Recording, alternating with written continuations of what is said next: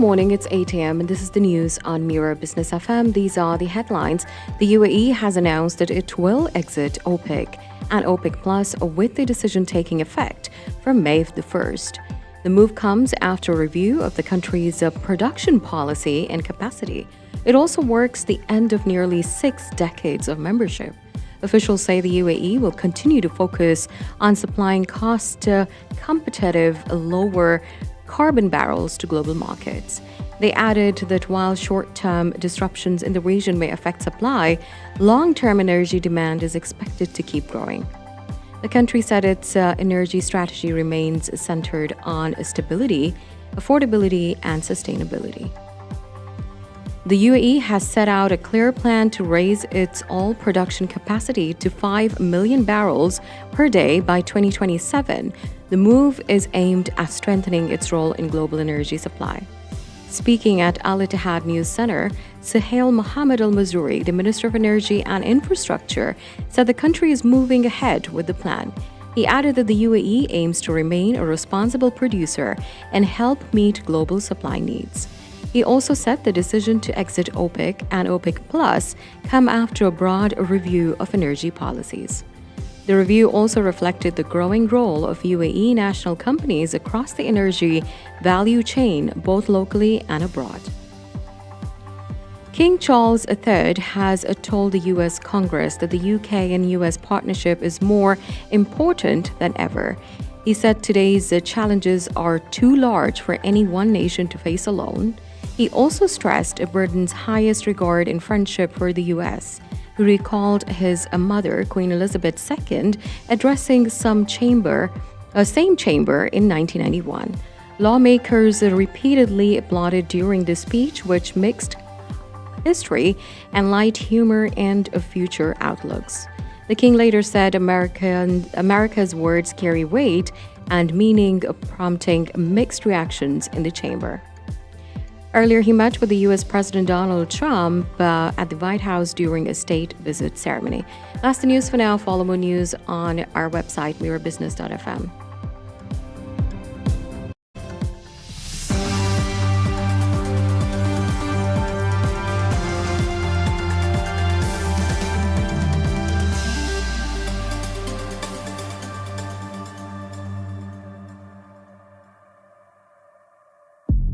This is The Morning Drive. Welcome to Mira Business FM. My name is Tim Elliott, and here in the UAE, the demand for camel milk is surging. That's what we're going to be talking about next. Plus, of course, the aspects that are so important in terms of the rise of local food security. That's coming up at Mira Business FM.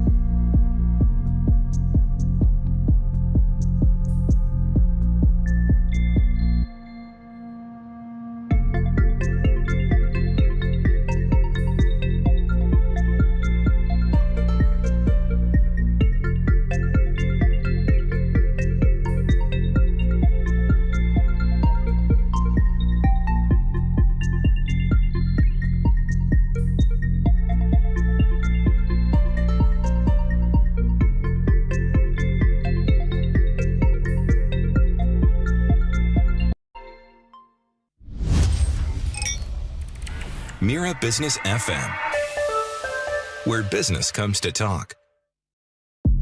This is the morning drive, and here's what we're talking about now. Demand for locally produced food rising fast in the UAE, and camel milk, there you go, seeing a notable surge as consumers are looking for reliability, they're looking for homegrown supply.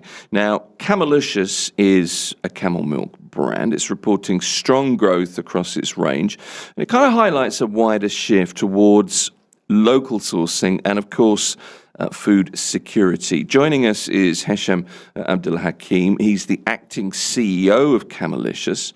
Hopefully we get some more on what's driving the trend. Hesham, it's good to meet you. Welcome.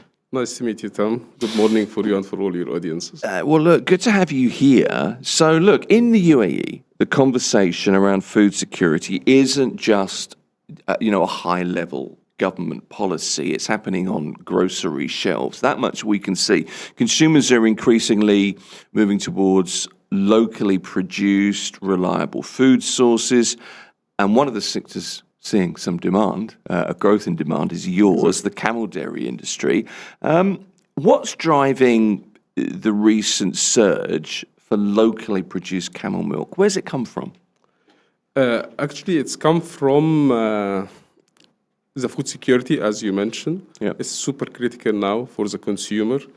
And also consumers now are more keen and looking for food security, for stability, for the quality as well. And it's driven by food benefits as well, which we offer as Camelicious.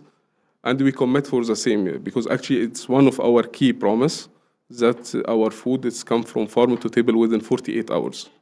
Okay. Which will show our capability, our quality standard, and our stability in supply as well. Well, this is the thing, isn't it? Supply reliability in those kind of, in core nutritional categories, milk being a prime example, of course.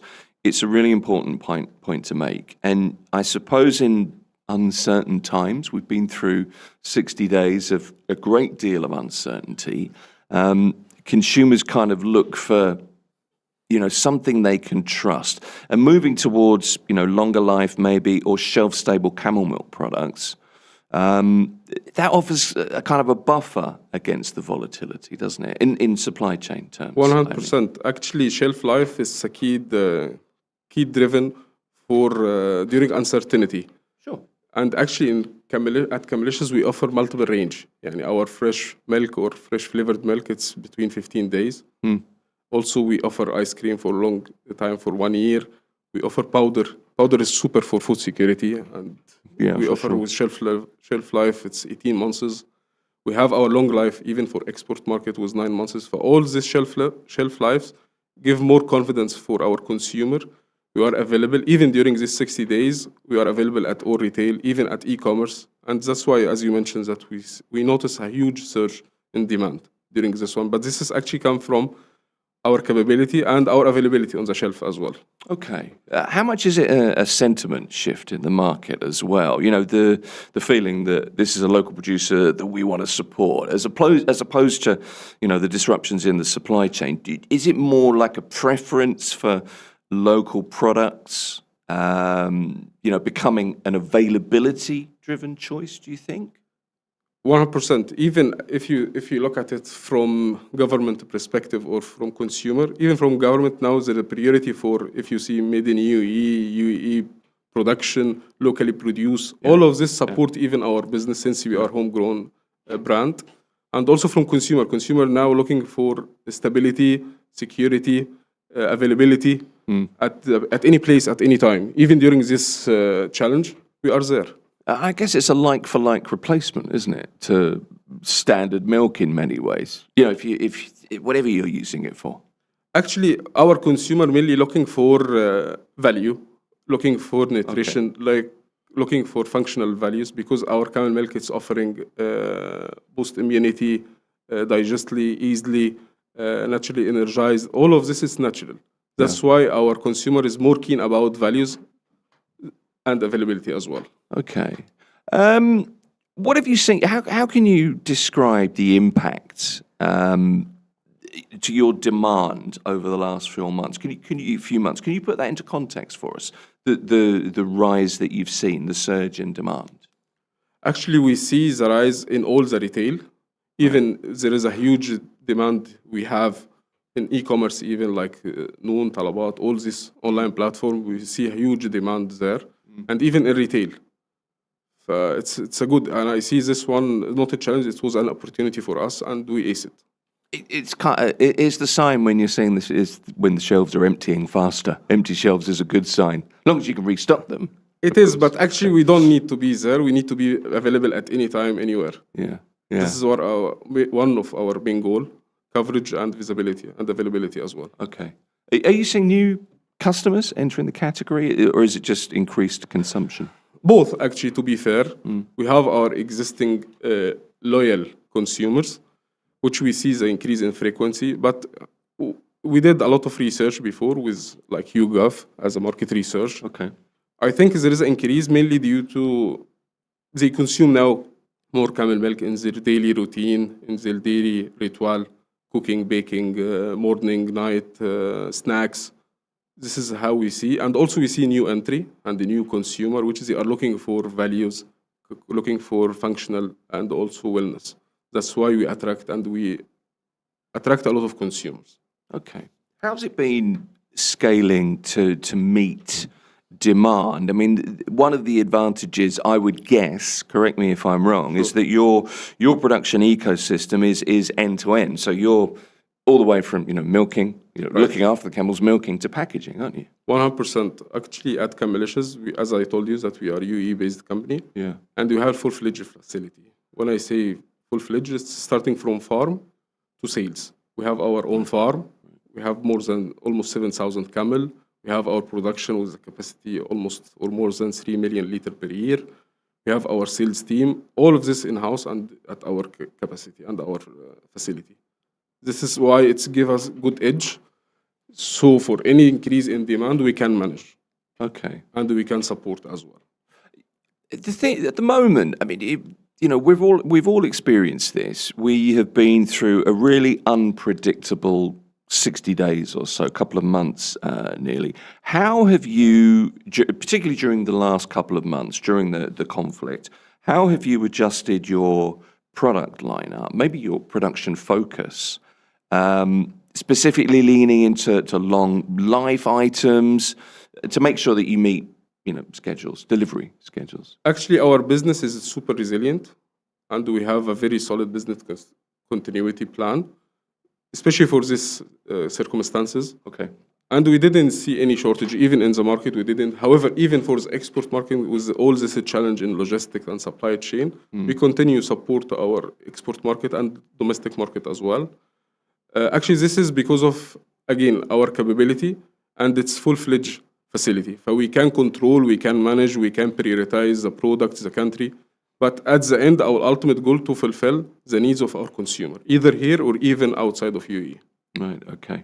So it wasn't really a question of scaling per se to meet the demand surge. The capacity is always there.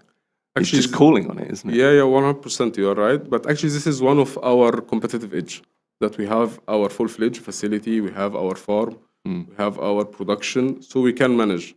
And also, actually, since day one, because this year we celebrate this 20 years anniversary, right? Because there is a heritage at Camelicious.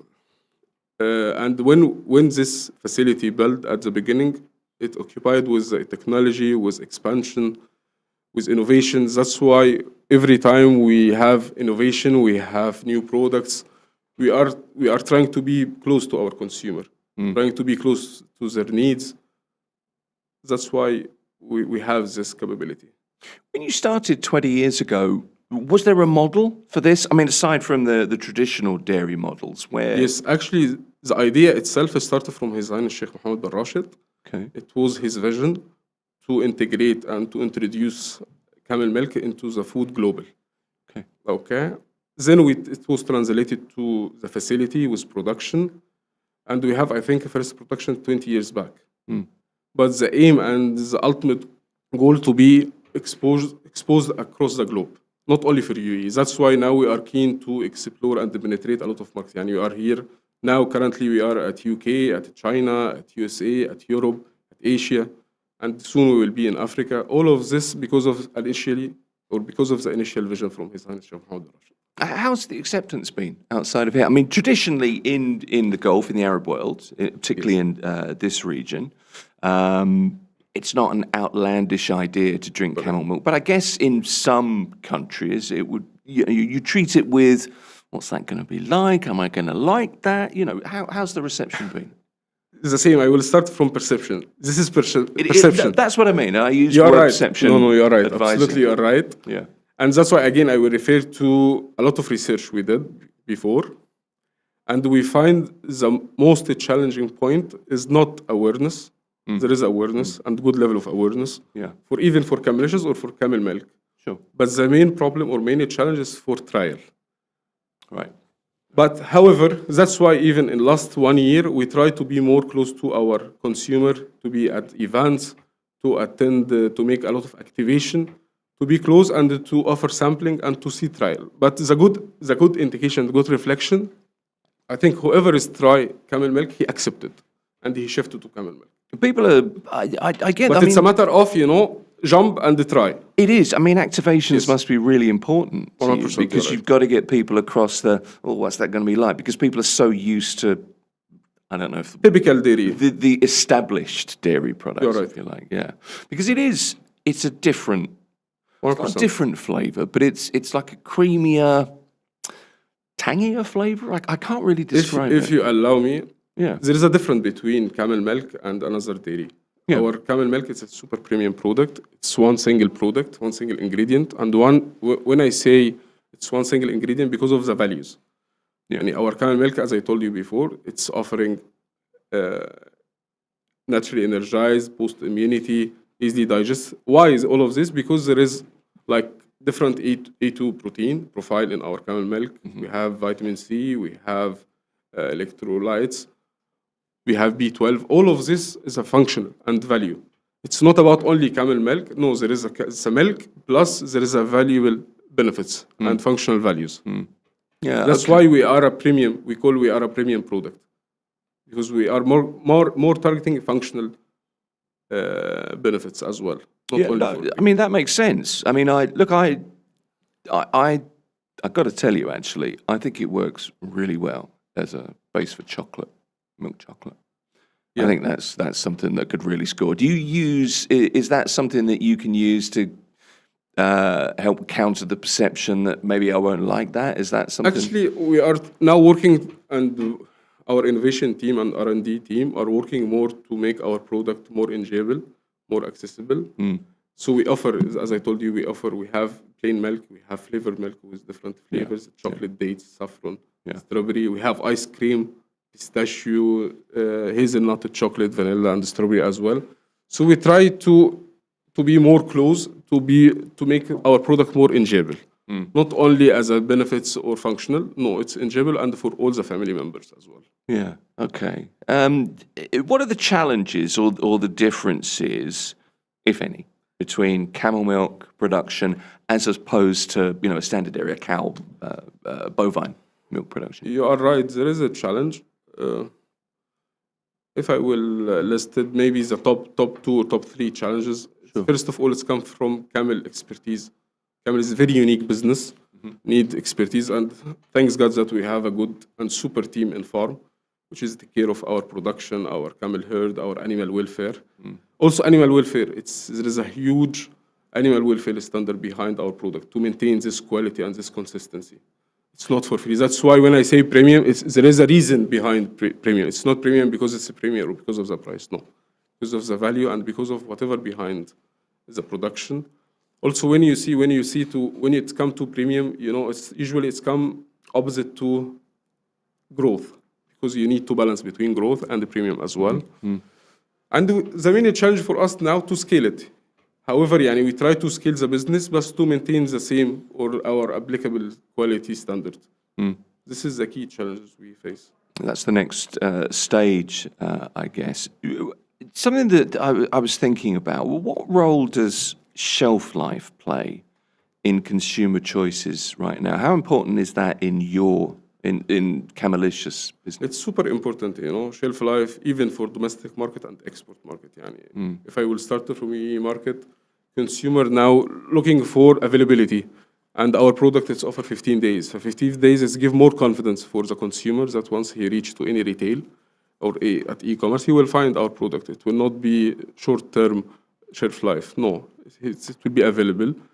For export market, it's a key dominant. Why? Because at the end, it's export. There is a logistics, there is a lead time to deliver, to receive there. That's why we offer our mainly milk product, milk powder for export market with 18 months.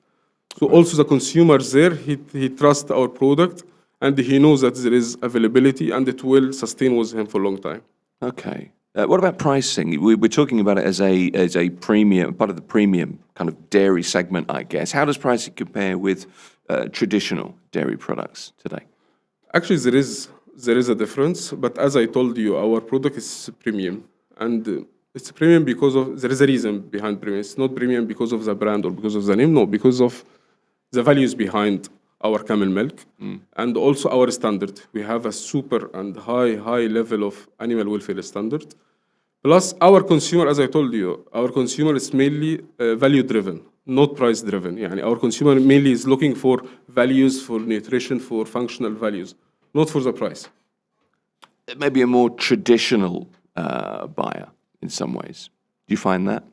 Because there's a legacy aspect to this, and there is an aspect of tradition, isn't there? Yes, it's part of our, because camel milk at the end, it's part of the heritage here in UAE. Yeah. For sure, there is a traditional consumer. I have to apologise for that mosquito that's buzzing around this studio. It's driving me insane. It's been here since yesterday. Do you know what? It's interesting this because it feels like a test case for the kind of broader UAE national sort of food security strategy in some ways. And I wonder, where do you go from here? You've outlined some of the approaches that you have, but I'm also interested in, are we looking at a permanent shift in how the UAE views local dairy? Because, I mean, this is a segment now, isn't it? This is an important part. Yes. As I mentioned, and usually UAE is the leading in, when it's come to innovation, to quality, to research, all of this UAE leader on this one, and by default, we need to be there and we need to support our community and our government as well. Yeah. And we push for innovation, for technology, maintain our quality. Even as I told you, when we scale the business, we must not to try. We must maintain our quality standard because at the end, it's made in UAE. Yeah. And we are super proud that our product is made in UAE.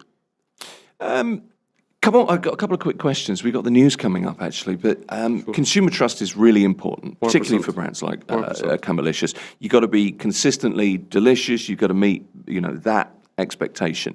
Do you feel like the local production model is now well and truly part of, the pillar of consumer trust, that people really trust you as a local brand? Do you think that you're accepted in that way? Yes, 100%. The people now is moving to accept or people or consumer now are looking more for UAE local produced food security. As I told you that our camel milk is from farmer to table within 48 hours. All of this support the consumer, and also that's why now the consumer more believe and looking for product with UAE made with local produce. Even now, recently, end of last year, we opened our facility and farm for farm tour.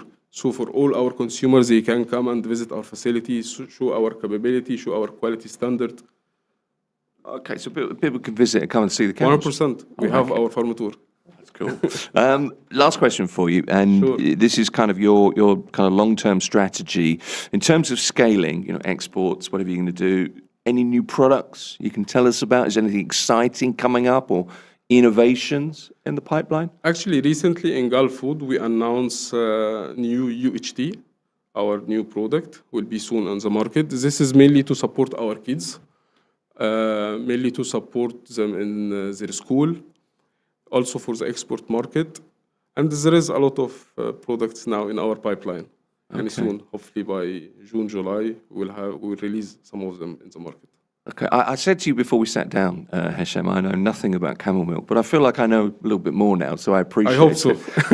I've learned something. So from tradition to a key pillar in modern food security, Hesham Abdul Hakim is the acting CEO of Camelicious. I appreciate you joining us. Thank you. Thank you, Tim. Good to meet Appreciate it. Thank you. Thank you so much. This is Mira Business FM.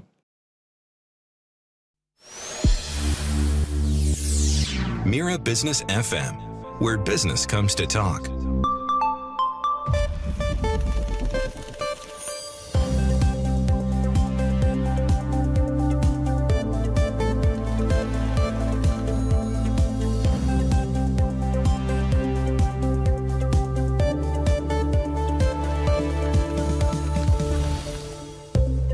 Good morning, it's 8:30 a.m. and this is the news on Mira Business FM. These are the headlines. The UAE has announced that it will exit OPEC and OPEC Plus with the decision taking effect from May 1st. The move comes after a review of the country's production policy and capacity. It also marks the end of nearly 6 decades of membership. Officials said the UAE will continue to focus on supplying cost-competitive, lower carbon barrels to global markets. They added that it will while the short-term disruptions in the region may affect supply, long-term energy demand is expected to keep growing. The country said its energy strategy remains centered on stability, affordability, and sustainability. The UAE has set out a clear plan to raise its oil production capacity to 5 million barrels per day by 2027. The move is aimed at strengthening its role in global energy supply. And speaking at Al Ittihad News Center, Suhail Mohammed Al Mazroui, the Minister of Energy and Infrastructure, said the country is moving ahead with the plan. He added that the UAE aims to remain a responsible producer and help meet global supply needs. He also said the decision to exit the OPEC and OPEC Plus come after a broad review of energy policies. The UAE, or the review, also reflected the growing role of UAE national companies across the energy value chain, both locally and abroad. Prices reacted quickly to the UAE's decision to exit OPEC. Brent crude oil rose about $111 per barrel, more than 50% higher than prior levels. Meanwhile, Iran has proposed reopening the Strait of Hormuz. In return, it is seeking an end to the U.S. blockade in the conflict. However, U.S. President Donald Trump is seen as unlikely to accept the offer. U.S. Secretary of State Marco Rubio has also indicated that any deal must include Iran's nuclear program. That's the news for now. Follow more news on our WhatsApp and Telegram. This is Mira Business FM.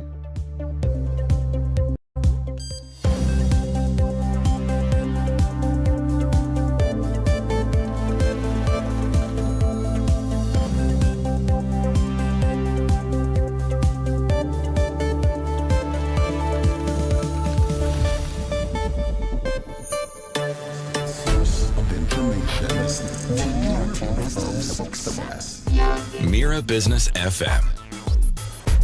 It's the morning drive. This is Mira Business FM. Islamic finance is undergoing a significant structural evolution. We're seeing a really distinct move away from public markets towards private, bilateral, even club deals. And new data from Fitch Ratings shows Sharia-compliant syndicated financing has surged in 2026, early 2026, even overtaking US dollar sukuk, Islamic bond issuance.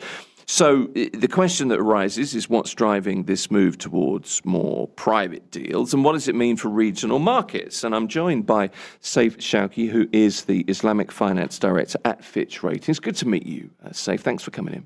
Thank you, Tim. Very good to have you with us. So the latest data, I have to say, kind of striking. We're seeing Islamic syndicated financing grow nearly 300% year on year. That's impressive, actually overtaking public US dollar sukuk issuance in the first quarter of the year. So is this temporary reaction to the conflict, or are we seeing maybe a more permanent change into how businesses are funding themselves? That's my first question. Tim, firstly, thank you for having me as part of your studio. My name is Sef Shoki, as you introduced. Firstly, Islamic syndication is not a new phenomena. It's in fact its evolution, its maturity even predates the growth and maturity of the debt capital markets or bonds and sukuk in the GCC countries. Yeah. So if I'm to lay the lay of the land, the size of the market touched upon about $220 billion globally when it comes to Islamic syndication outstanding. Yeah. Most of the market remains concentrated in Saudi Arabia, in the UAE, in Egypt, but also in other Gulf countries, and Malaysia, Indonesia, Turkey, and Pakistan. Right. So that's the lay of the land. And if I'm to talk about, let's say, market shares, right? In the Gulf region, for example, it actually grew from last year. So, for example, in the first quarter of this year, the Islamic share of the syndications market reached around 50% in the first quarter of this year. It was around 35% last year. Okay. If I'm to go towards the west, towards Egypt, it was around 30%. If I'm to go further towards Turkey, it was around 50% again.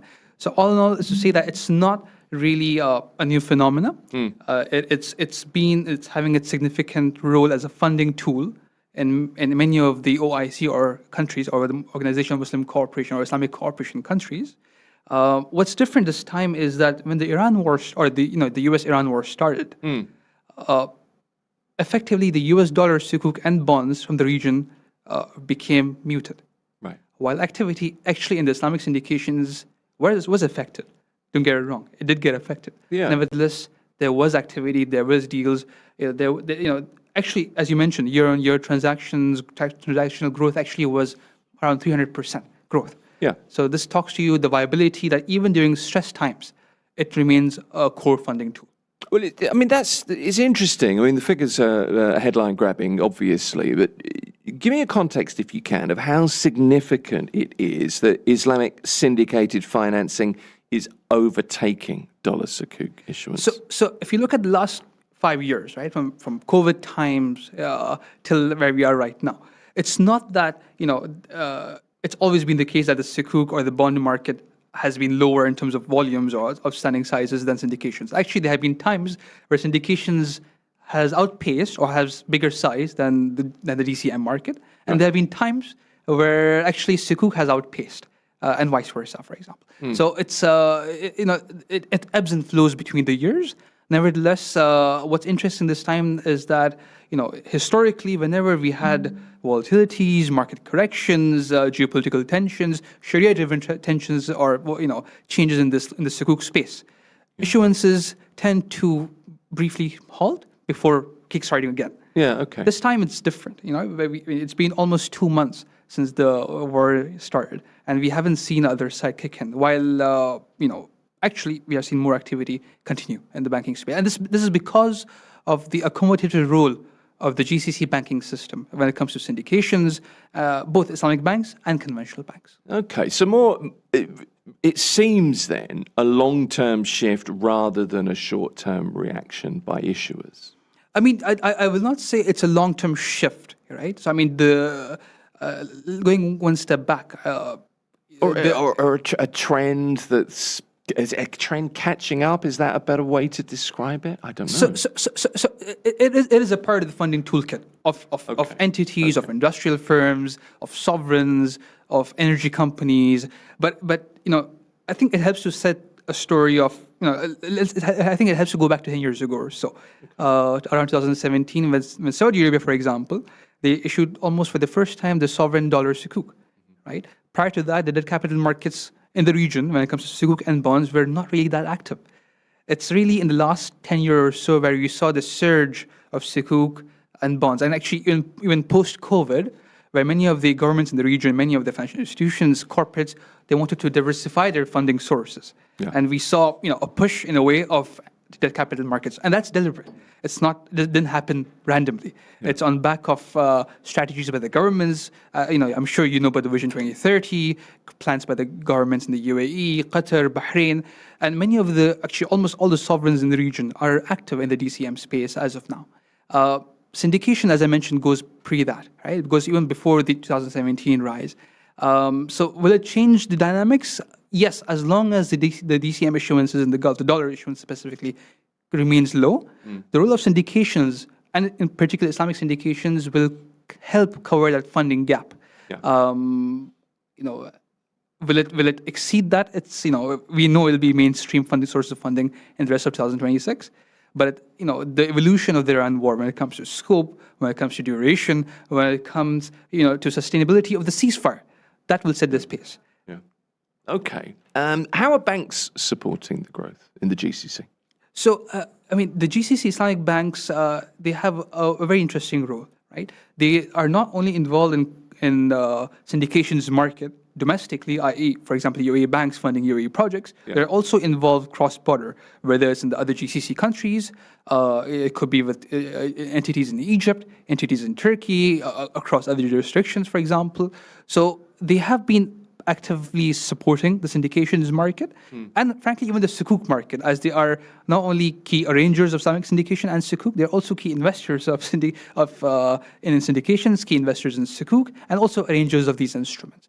As the first quarter of this year, we see that around 65% of the Islamic banks and Islamic multilaterals that we rate, all of them are actually investment grade. Around 65% of them, almost, many of them actually on stable outlooks. We haven't seen any defaults. And this actually, the GCC Islamic banks, when they entered the Iran war, many of them entered with ample liquidity, adequate capital buffers, and significant market share in these jurisdictions. I think it's important to know that when you, for example, drive through UAE, when you drive through Bahrain, when you drive through Saudi Arabia, you will see Islamic banks all over the place. It is a significant part of the DNA of the banking system in the region. It's part of the landscape. It's part of the landscape, exactly. Yeah, so if you're a corporate, if you're a utility company, if you're a sovereign, many of these transactions, many of the syndicate transactions are actually dual tranched. You could have a conventional leg, and you can have an Islamic leg, so as not to exclude, you can say around 40%, or depending which jurisdiction you look at. In Saudi Arabia, Islamic banking is around 85% of financing, right? In the UAE, in Qatar, it's anything from around 25% to 30%. Sure. And in Oman, it's around 20%. So to not exclude the banking system, many of these deals are structured as Sharia compliant. Yeah. Okay. Why are private syndications becoming more attractive than sukuk? How much of this growth that we're seeing is simply because local or regional Islamic banks have liquidity and are maybe actively pushing these deals? I will not say that one is better than the other or one is worse than the other. Each of them have their own features, which makes it advantageous to pull it from the funding toolkit. Sure. But syndications, whether it's the Islamic side or the conventional side, they're more private in nature, right? They could give issuers, potential speed of execution, potentially less complexity than issuing a bond or a sukuk. I mean, there's listing requirements, there's regulatory requirements, which many issuers would need to meet. So syndications, it could be more relationship-based, financing contracts. The Islamic side kicks in because, again, you have a significant funding pool, right? You also have conventional banks and Islamic banks who would, divide the credit risk among institutions and hence reduce the credit risk, which is also attractive for many of the FIs in the region. The banking sector, as I mentioned earlier, they have been accommodative to syndications since the beginning of this year. But I think each of the issuers and each of these countries, they have their own dynamics, right? So, for example, in the beginning of this year, we saw the Saudi government announced as part of the 2026 annual borrowing plan that they plan to raise up to 50% of their funding needs from private markets, including syndications. Right. If you look into UAE, for example, the GREs or the government-related entities are involved in infrastructure projects and development projects, and we expect their debt issuances to rise, including from syndications. In the UAE, we have the government's halal or Islamic finance and halal strategy that can also provide impetus for Islamic syndications, along with other verticals of the Islamic finance industry.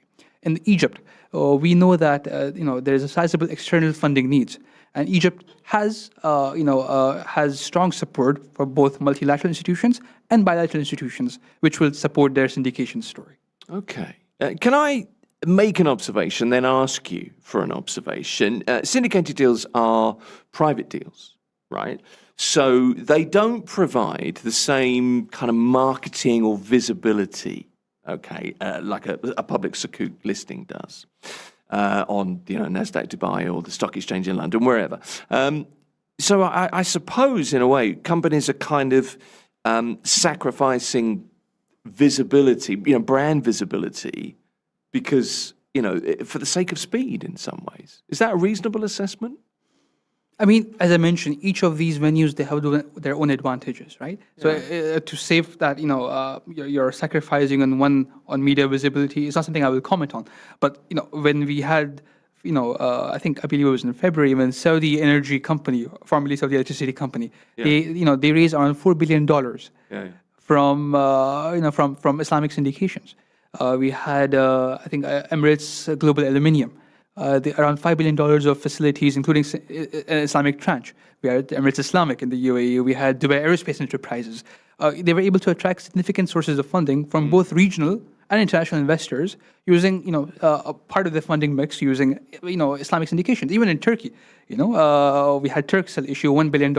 So, syndications is a useful tool for large-scale financing needs, right? And of course, sometimes certainty or pricing potentially, and sometimes the scale of issuances makes syndications a viable tool. Yeah, I guess what I'm hinting at is it's, in a way it's a trade-off, isn't it? In terms of, the splash of a public sukuk, the kudos that comes with that, I suppose in some ways, in perception at least, is one thing. But the speed and the nimble approach it allows you to your business of a private syndication that's where I'm going with that. Which sectors are leading demand for private deals? So in the first quarter of this year, we saw the lion's share being taken by industrial firms. We saw the likes of government agencies also tap the market. We saw electricity companies, tap the market. Earlier last year, we saw sovereigns also being active in the syndication space. As I mentioned earlier, Saudi government has a plan to, raise up to 50% from private markets and the balance from the debt capital markets, i.e. sukuk and bonds. So its importance is not going to fade away in the short to medium term. Okay. What does the liquidity on display here, if you like, mean for the sukuk market? That's a great question. I think it's a timely question because since the start of the Iran war, we actually studied the liquidity of these products. Right. And the way we look into liquidity is using Bloomberg liquidity scores, where there is a score ranging from 1 to 100. I know it's a little bit technical, but if you can fancy me, so 100 being the most liquid. Okay.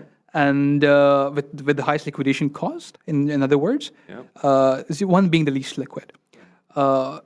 Using our analysis, we saw that investment-grade sukuk, in general, were more liquid than speculative-grade sukuk in our coverage.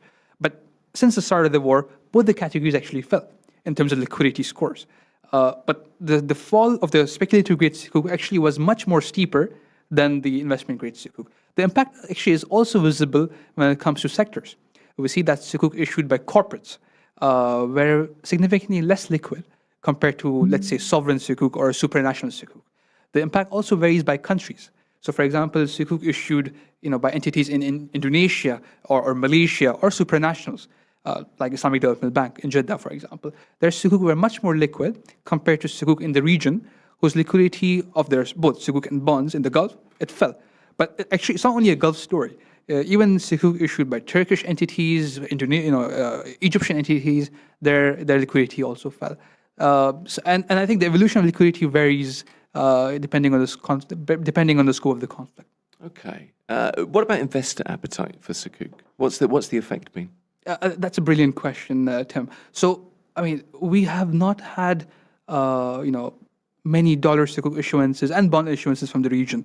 So it's hard to gauge the primary market demand, for example, to say that there's undersubscription. In fact, we have had issuances from our, from the entities that we rate who were about to go to the market.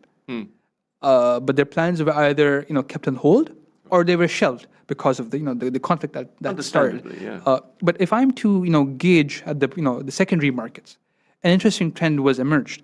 That actually, if we start from the end of Feb when the war started till the end of March, we saw that the spreads of the US dollar, GCC, sukuk, and bonds actually was at a 5-year high. This actually predates, for example, this is actually more than all the conflicts, the geopolitical uncertainties, the tax U.S. tariff imposed last year was more than that. But actually, it remains below pandemic level uncertainties, if I may. Okay. We are still assessing the impact. Actually, since the end of March, we see that the spreads have fallen down. But if I may go one step back, the rise in the spreads, they are an indication of the risk perception by investors, right? But we see that the risk perceptions or the yields have actually been falling down, following the ceasefire, but they are not still back to the pre-war levels. So investor uncertainty still remains. You kind of alluded to this earlier, but I wanted to ask you, we're seeing Islamic borrowers using Islamic tranches within conventional syndicated deals. Is this the future, a hybrid model where you don't choose between Islamic or conventional, but it's there for you kind of blend them together for investor benefit? I mean, this is not only limited to the syndications world. Even in the Sukuk world, sure, you could have, for example, the government of Saudi Arabia, the governments of the UAE, or the individual Emirates, Indonesian sovereigns. Frankly, all across the world, they might issue a conventional bond, and they might issue a Sukuk to meet their funding needs. Yeah. But when the syndications world, similar parallels are there. But it depends on your your mandate, if I may. You have Islamic banks, right, whose core mandate is to operate in a Sharia-compliant manner. Sure. They cannot, even if the deals are better in the conventional side, they cannot approach that, right? So you're structured, by design to have Islamic funding sources. You have Islamic corporates who can only deal in Sharia-compliant financing forms, right? It depends from issuer to issuer. But yes, there are many issuers out there who actually have a mixed bag approach. We can take the Islamic liquidity and we can use the conventional liquidity. In fact, many of these deals, the syndications market, around 60% of them or so are in US dollars, right? Helping issuers in the region tap not only the regional liquidity, but also the international liquidity which syndications provide. Yeah. Okay. So best of both worlds, really. Yeah. How do you see the balance between Sukuk and syndications evolving this year? Let me put to you a scenario, I guess. If geopolitical tension cools, do you expect the public Sukuk market to roar back? Or has the corporate sector realized that private syndication is another, maybe in some ways, a more efficient way to operate?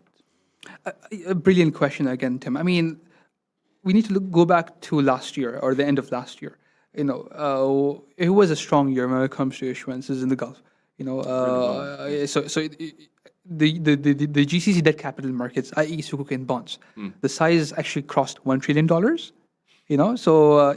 As we speak, it's around $1.2 trillion, right? It's scary figures. Yes. Brilliant. So and not only this, right? So GCC, if you look 10 years ago, the numbers were nowhere similar to this. Yeah. So far, the GCC, they have around 40% share of the emerging market US dollar issuances, right? So they're not only a key part in the old countries, they are a key part of the global emerging market scene when it comes to dollar issuances, excluding China. Sukuk is 41% of the GCC DCM. And its maturity and its growth patterns is not going to go away anytime soon. In fact, the local currency markets in the Gulf, despite the wars, despite the uncertainties, many of these Sukuk and bonds in local currencies continue to be, demanded by investors. Many of them, domestic banks. Yeah. So that side of the equation is not going anytime away soon. In fact, governments could be incentivized to develop the local currency markets further. We are seeing the push towards dirham monetary implementation, for example, where the government is trying to push, in the UAE the dirham market, and in Saudi Arabia the riyal market. That's two legs of the parallel. In the syndications market, similarly to this, it had a robust start to the beginning of this year. Even actually syndications and Sukuk had a very notable January and February, right? But as long as the volatility remains, as long as uncertainty remains, we don't think the GCC issuances will be strong going ahead, right? So issuances will remain subdued until volatility subsides. Till that space, I think the role of Islamic syndications, the role of private placements, the role of certificate of deposits for Islamic banks or conventional banks, these private channels, if I may, they are likely to maintain a good role because, I mean, maybe you saw earlier, many of the governments in the region, Abu Dhabi, you saw Qatar, you saw Kuwait tapping private placement fundings, and banks in the region tapping private placements. Why? Because the public markets remain, broadly more affected than the private markets. Final question for you, Saif. If a chief financial officer is at work today, sat in the office, trying to decide on a Q3 funding strategy, for example, what's the one question to ask a treasurer before choosing between a sukuk and a syndicated facility? I mean, as a rating agency, we can't advise. It's really not. We can't advise. We can't recommend. So that's not part of my mandate as such. But it's important to look at the fundamentals. Right. Right. I mean, you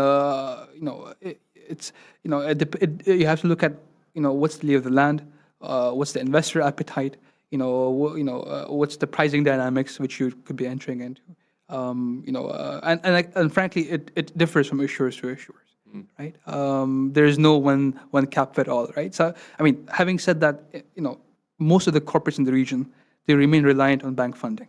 Yes. Right. So the disruptions of the bond market or the sukuk market, it hasn't really affected their funding choices much. So each institution to their own, if I may. I'm glad you said fundamentals there because from how I read the situation at the moment, the fundamentals have not changed in this region. I mean, if I may compliment, we haven't seen any sukuk defaults since the war started. That's a good point. Yeah, I mean, despite the volatilities, there is no even rating downgrades since the start of the war, right? I mean, most of the issuers in the region, they still are on stable outlooks. There is an uptick of issuers in rating watch negative, which talks about the evolving risks, but the vast majority remains, investment grade in the region, and I leave it at that. It's a much more positive picture, I feel, that I've gained from you. Why the sukuk isn't the automatic default anymore, and how syndicated financing has become maybe an unexpected start of Q1 2026. That's certainly a headline, I guess. Saif Shawki is Islamic Finance Director at Fitch Ratings. It's been good talking to you. Thank you. Thank you, Tim. Thank you for having us. This is Mira Business FM. Mira Business FM. The sound of success.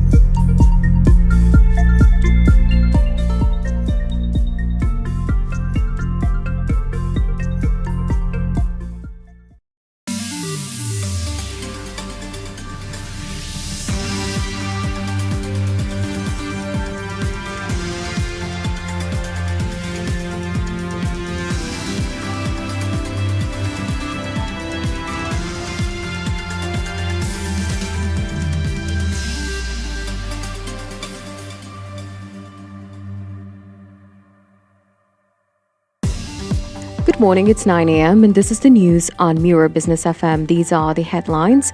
The UAE has set out a clear plan to raise its oil production capacity to 5 million barrels per day by 2027. The move is aimed at strengthening its role in global energy supply.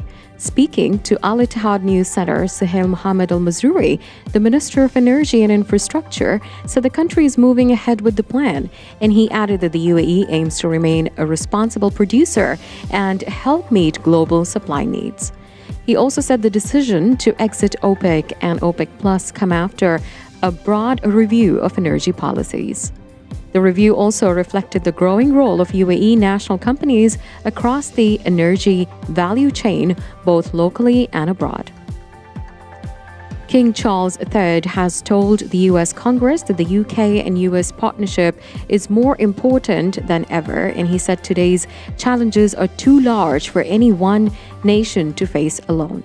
Earlier, he met US President Donald Trump at the White House during a state visit ceremony, where he also expressed Britain's highest regard and friendship for the United States. Lawmakers repeatedly applauded during his speech, which mixed history with light humor and future outlooks. The king later said America's words carry weight and meaning, prompting mixed reactions in the chamber. Prices reacted quickly to the UAE's decision to exit OPEC. Brent crude oil rose above $111 per barrel, more than 50% than prior levels. Meanwhile, Iran has a proposed reopening of the Strait of Hormuz. In return, it is seeking an end to the U.S. blockade and the conflict. However, U.S. President Donald Trump is seen as unlikely to accept the offer. U.S. Secretary of State Marco Rubio has also indicated that any deal must include Iran's nuclear program. That's the news for now. Follow more news on our website, mirabusiness.fm.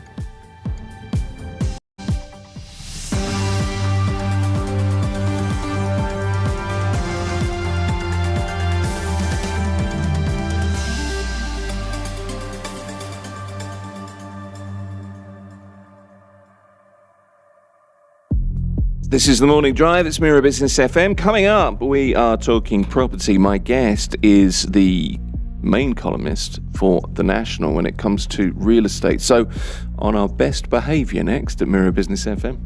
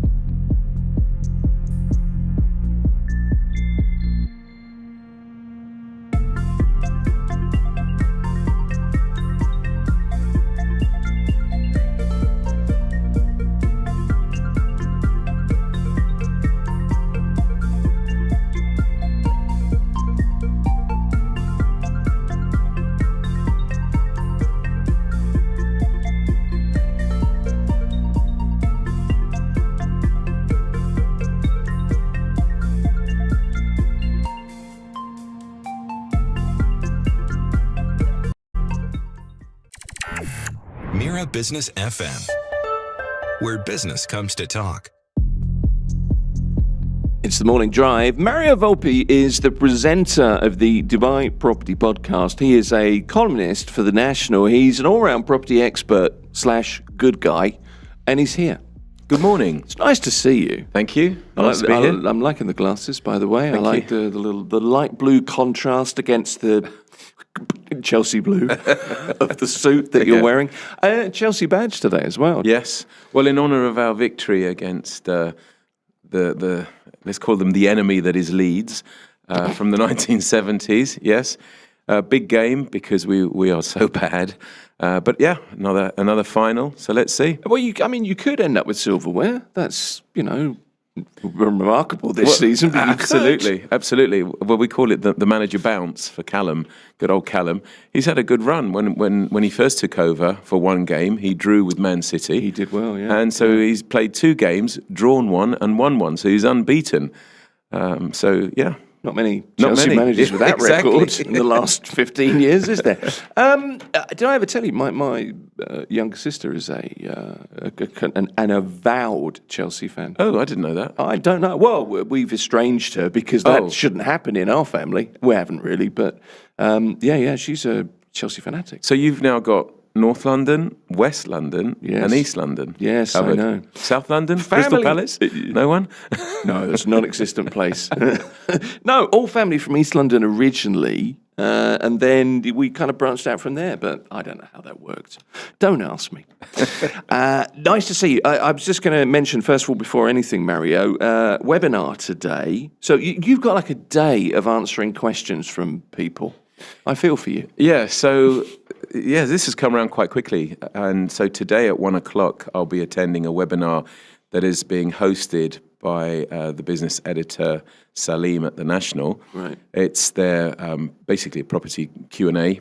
Right. There's going to be a few people there from Savills, Takeem, and also Better Homes in Abu Dhabi, and myself. It's going to be via a Zoom webinar, so people can join it from wherever. And we'll be discussing, I assume, what's going on. I mean, I actually have no notes or anything. I'm just going to turn up. Like you normally have notes? Well, I do like to prepare a little bit. But, I know you do. Of course, I don't know any of the questions, if they have any, or whether it's just completely on the hoof, as it were. Yeah. So makes for good... Radio, makes for good viewing, as it's a webinar, so it's a video. Let's see. Well, I would guess it's going to be popular at the moment because there's a lot to talk about. I can wear a suit, but I can wear shorts. You're going to go for the beach shorts. Well, do you know what? I was thinking, I used to do that on COVID days, so as long as I don't stand up, we're fine. Yeah, just don't stand up now. You are full suit when you come to us. You could wear shorts, we wouldn't mind. No, come on. I mean, there's videos here, they can see me. Yeah, well, and it's on YouTube. No, so here's a properly dressed in my own living room is different. Look, you mentioned Takeem just now, actually, and I guess Rakesh Mavath is going to be there, and he's kind of the subject of the first story today. I wanted to look at this because this is. The rental system is long-standing. It's been that we pay checks and you pay your advance checks. Maybe it's monthly, maybe it's quarterly, maybe it's annual, it just depends, but there is usually a check up front. That's a system that we're starting to see, I suppose, eroding, aren't we, in some ways? And Takeem is one of those property technology startups that's kind of leading the way, really. Yeah, so I actually didn't know that this was being launched. I was asked by The National to make some comments on a story that they were writing a while ago. And actually, I missed the email, so he reminded me, and then I checked it, and I went, I better get on with this quickly. And there were several questions, and I just put my thoughts onto those questions, because for sure, paying rent via a check system here is quite ingrained. And, it is, whilst it's not perfect, especially when we're talking about defaults, when we're talking about checks bouncing, etc. It does work.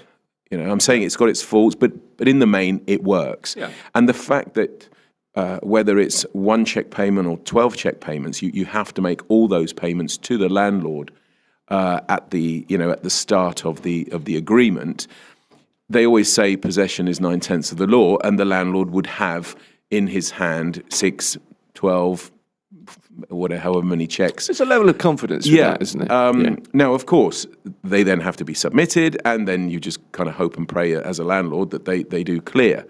Well, this system is unlike the traditional sort of rent now, pay later services. Effectively provides this sort of it's like a high interest loan. It's an interest loan that needs to be paid. It's around 4%, I understand, which is actually less than you would have to go to a bank, and it just means that the landlord gets their money, and the tenant obviously pays monthly for this fee. Now, it's not quite known who actually holds on to that fee or who pays for it, whether it's transferred onto the rental amount or whether the landlord pays it in order to get a better tenant. Depends on the landlord, I guess. You could pass it on, I suppose. Yeah, exactly. Yeah. And they use data and insurance in order to cover any instances of let's say bounce checks, as it were. Right. So I mean, I think it's simple in its thought process, but it's very clever because everybody wants to pay monthly. That's how we pay rent, in other parts of the world. We don't get paid yearly; we get paid monthly. So it's natural to pay, your utilities bills and your rent monthly rather than upfront as we do here. But of course, landlords have got used to receiving large sums of money when they rent their property out. And of course, they also have charges like service charges that they have to pay. And if you've got a lump sum, then it's easier to then sort of pay off your service charges, etc. Either way, this is definitely a win-win scenario. Obviously, for tenants, it eliminates the need for large upfront capital. For landlords, it provides that income security. And for everyone else, it just provides a data-driven approach to tenant pre-qualification, moving away from the shortcut of using a check as a screening tool. Because don't forget that tenants, I mean, you could have a very checkered history and not a very good one at that. I mean that sort of in the nicest possible way. Nobody checks into who you are. If you pay your rent in one check and it clears, the landlord doesn't care at all what you either have got up to or dare I say get up to, as long as it doesn't break the law within the realms of how you live. But equally, I always say to tenants, yes, you're supposed to ask permission to redecorate and all the rest of it. But in reality, you've got to give that property back in the manner that it was given to you in the first place. Yeah. So if you've got a fetish for pink and black wallpaper, let's say, or whatever, put it up. What difference does it make? I love how it's a fetish. Well, okay. How weird is that? But you are right. As long as then you give it back, having removed your pink and black wallpaper, and you give it back as it was given. Now, some people say, yeah, but landlords, they can come round. Yes, they can. But it's a bit like if a landlord was to come round and, I don't know, he wants to inspect the property, and you had a party the night before, and the place is an absolute mess.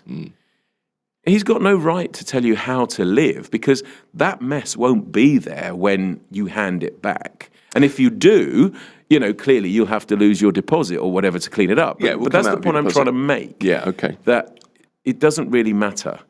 And that's why something like this is really good, because it's hopefully a win-win for everybody.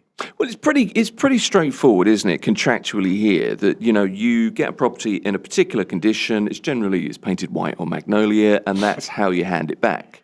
I mean, the last house we had, my son's bedroom was Celtic stripes. Oh, there you go. The living room was red. There was, I think, the living room was blue. The dining room was red. My daughter's room was pink. Then it was purple. It was all sorts of things. So I just took the view that in the end, I had the whole house repainted and gave it back, and it was just white walls. And that's a reasonable way to treat it. Although the Celtic stripes look great. Well, not so great when he was 18, but when he was 10, it was fine. I don't know. Once a fan, always a fan, I guess. Yeah, well, this is the thing, yeah. Do you know what I liked about this article more than anything, more actually than the content, really? I get the mechanisms, and I understand that it's an important move, and paying by direct debit is important. I like the fact that they quoted you in the article, but do you know how they quoted you? And it was, Mr. Volpe said. Oh. According to Mr. Volpe, and I'm thinking, who is this Mr. Volpe? Well, no, hold on. You make it sound too nice. It isn't like that. They always say, I know.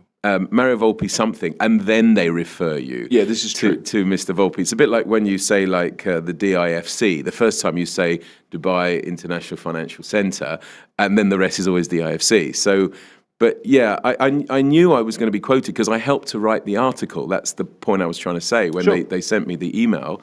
But what I didn't know is when it was being published. And the first I heard of it was when Rakesh actually sort of thanked me, via LinkedIn, right? Because it validated what he was thinking, that it definitely needs to be a change, and landlords, once they've got your checks, they're happy, but actually they're not because they don't know whether the money's going to come if it's periodic. This, as I say before, it's a win-win scenario. So yeah, it's good. Well, it is, but there is a hurdle with this, isn't there? Because you're going to have. There's a mindset shift that's needed. I use that phrase a lot. I've got to stop doing that. But there is. Lots of landlords will see the existing check system. It ain't broke, don't fix it.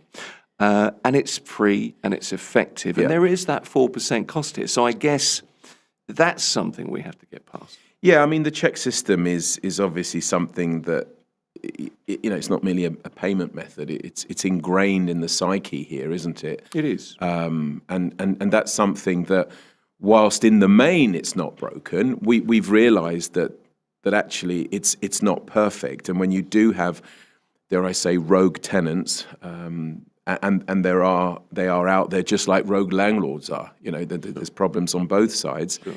That actually it could be open to abuse, for want of a better word. I mean, people now. I mean, they've decriminalised, obviously, writing false checks. I mean, there's still fines.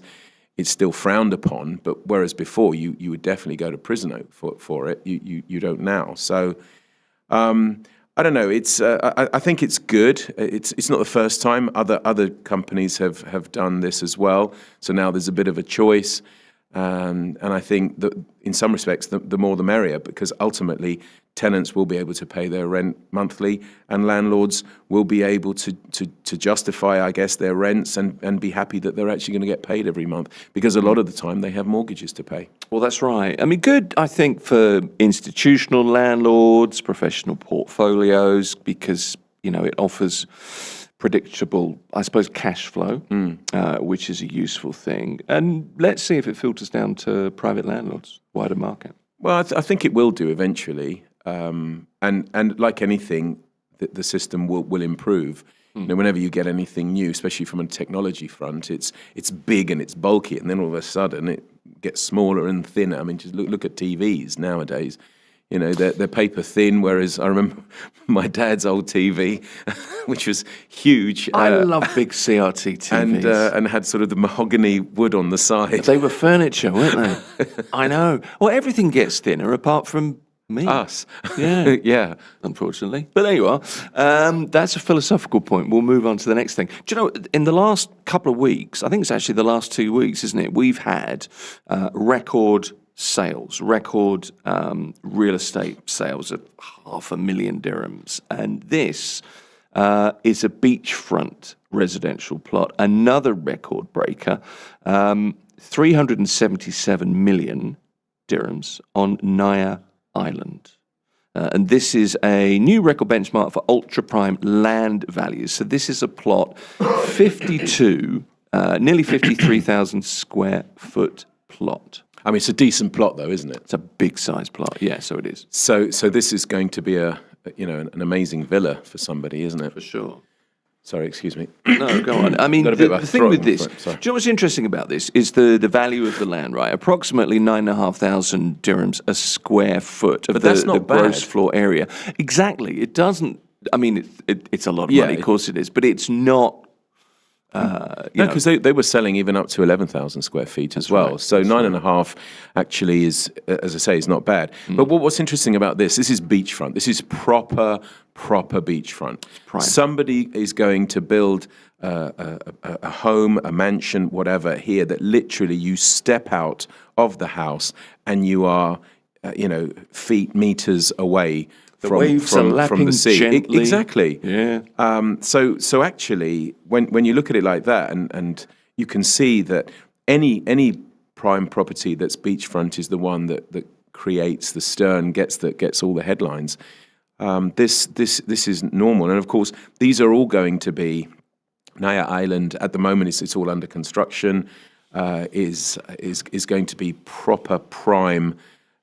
Residential, and for those who don't know, where the Burj Al Arab is, it's kind of between Jumeirah and Sakim on that coastline. So as you're looking at the map, you've got Burj Al Arab to your left. It's going to be to the right hand side of that, heading towards let's say the flagpole, if you like.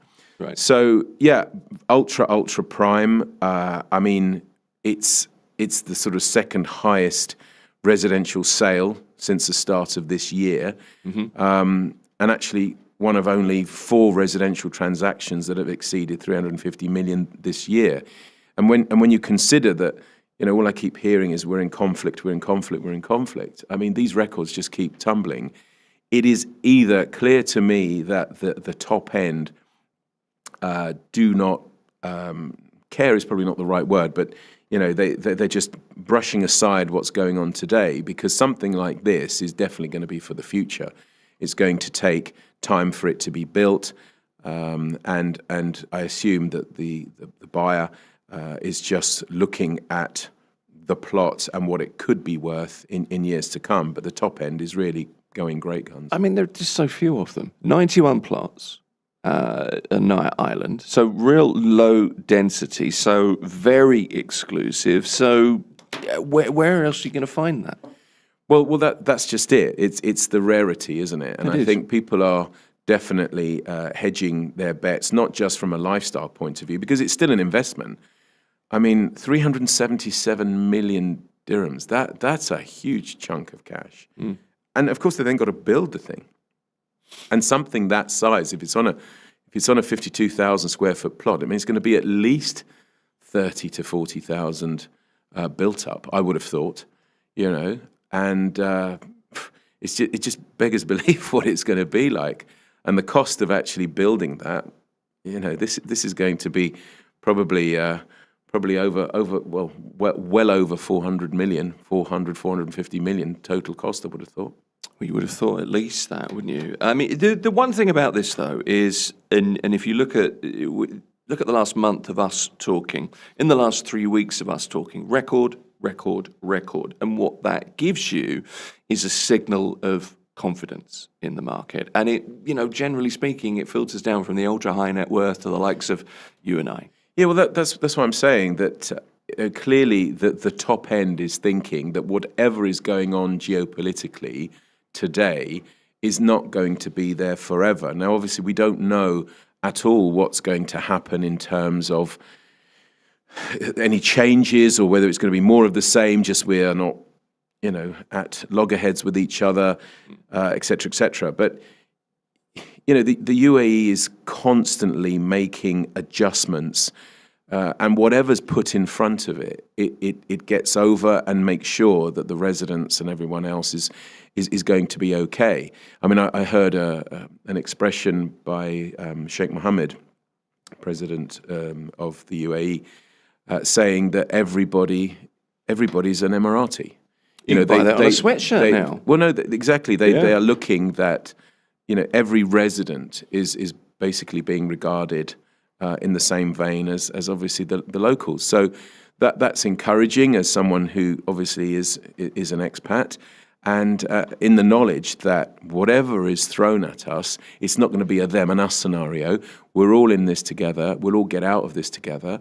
And for sure, Dubai and obviously the wider UAE will, in the end, come out stronger, because as they always keep saying, and I hate to use this word, but what doesn't kill us makes us stronger. For sure, the market will then realize that Dubai's resilience, I mean, we haven't built what we've built just for it to all crumble down. So for sure, they're going to be putting things in place that will actually ensure that we get out of this sooner or later. And the figures are starting to show this, especially at the top end. It'll be interesting to see what, in May, which is obviously around the corner, what figures come out of April. That will be a telling sign from the point of view of rental rates, sales figures, and what have you. And there will be obviously sales in there that you'll go, goodness me, that's really, shocking figures in a good way, because there are opportunities still here now. Yeah. And people say, but it's, don't buy when everyone buys. You should be buying when everybody's not buying. That's how people make money. And that is why many people say, I wish I'd bought during COVID. I wish I did this. That. This window of opportunity, believe it or not, is here with us now. And I know this sounds like an estate agent just saying, come and buy now type of thing. But honestly, forget the estate agency head side of things. If you are an investor and you have a bit of an attachment to risk, now is the time to do it, because you can really negotiate. You can negotiate with the developers. You can negotiate with individual landlord, sellers. Now, not everyone's going to listen. I get that, but if a seller is genuinely selling for the right reasons, for the right motivation, and you're offering, that way out, if you like, by offering an offer that might seem a bit cheeky or whatever. Just try your luck. You never know. I'm not talking about being ridiculous, obviously. Whatever the price is, not 50% off. No. But go in measured, and you will find that you will get some good deals. So that window is now, and we don't know when it's going to close. It is good advice, I think. It's fair, isn't it? With every problem, there is a solution and there is an opportunity. Well, prices are also going to go up, and this is something people go, well, how can they go up? If no one's buying now, why are prices going up? Well, if we're talking about off-plan, steel, construction costs, glass, aluminium, oil, obviously, all of this is going up in value. And right now, these developers are selling at today's prices.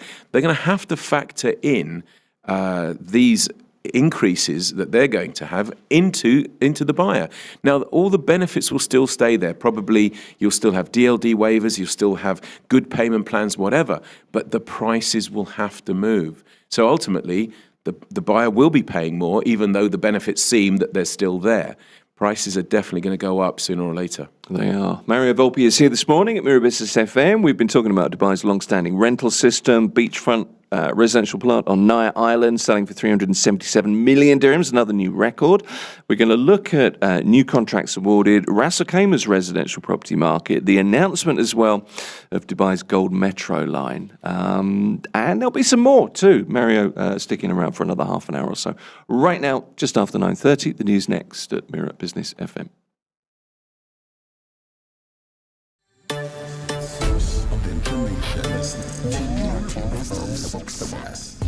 Mira Business FM.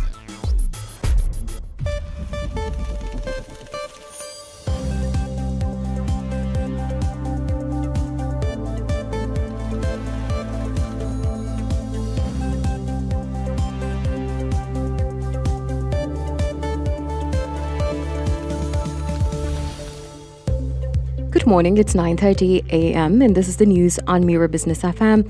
These are the headlines.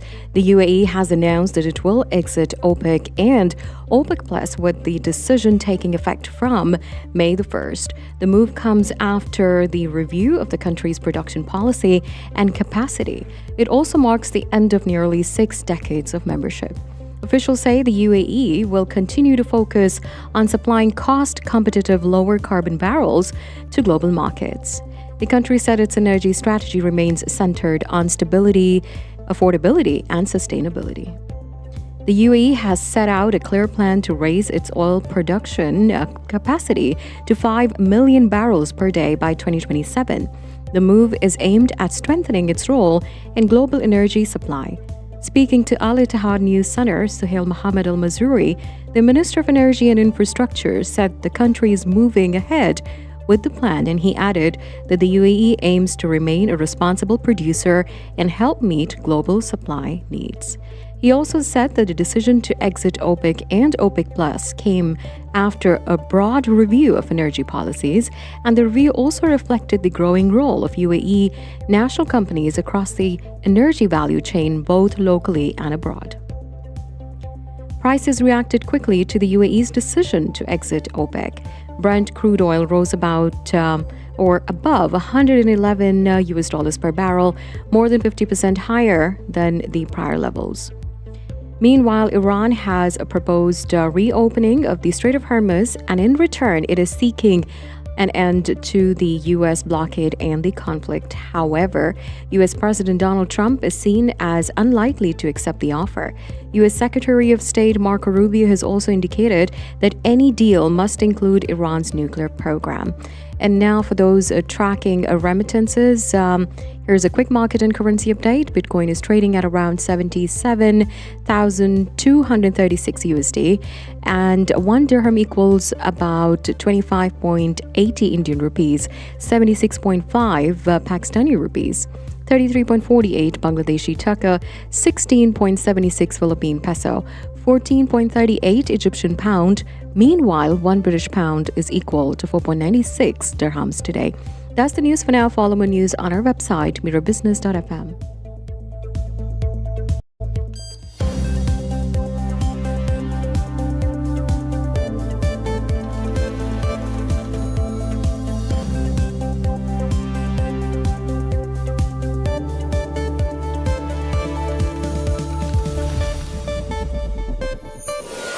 Mira Business FM, your daily guide to the markets, money, and more.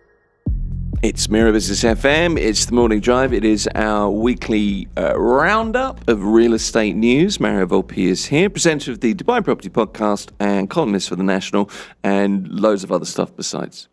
Good morning. I couldn't go anywhere else with that. I wasn't sure what was next. So look, we've been talking about rents and checks that pay rents, and perhaps the way that PropTech is kind of trying to take over so we can pay by direct debit. That's one topic this morning. The beachfront property that sold for 377 million dirhams, another record in real estate. Very, very scarce, very sought after location on Naya Island. Next thing I wanted to bring up with you was this. This is a new contract awarded. Nakheel officially awarding the contracts. 3.5 billion dirhams worth, no insignificant sum, of course. And this is 544 villas on the Palm Jebel Ali. So another waterfront project and an expansion project, Mario. No particular details of this, but I think it's interesting just at this time. Well, absolutely. And look, Palm Jebel Ali was quoted as being the sort of next wonder of the world, twice the size of Palm Jumeirah. These are a little bit more mainstream villas. Yeah, they are. Now, when I say mainstream, you're not spending 377 million for a plot here, and the plots are vastly smaller than the 53,000 square feet that you get in Naya Island. However, you still get a piece of the action. You have beachfront villas. I mean, these were launched between sort of 18, 19 million starting prices. And have steadily crept up even in the secondary market. So it's good to see that obviously building works are now about to start. They say it's going to start in this quarter, and they're scheduled to finish in sort of the end of 2028. Interestingly, that Nakheel are still using external contractors, which it was the norm in the past. What seems to be the norm now is a lot of these developers either have acquired contracting companies or have developed that within their mainstream, and some in fact started out as contractors and then developed into developers. But why I'm saying this is because and I'm not for 1 minute suggesting that these will be delayed for Nakheel, but it sort of mitigates any delays because it's kept everything in-house. Yeah. So nowadays, actually, I can say we don't really talk about delays in handover. That's not to say that doesn't happen. Still, situations occur. and sometimes delays do take place. However, they are less and less, and that's what I'm saying. A big company, a big developer like Nakheel, I'm sure will be looking at in the future bringing contractors more into their business.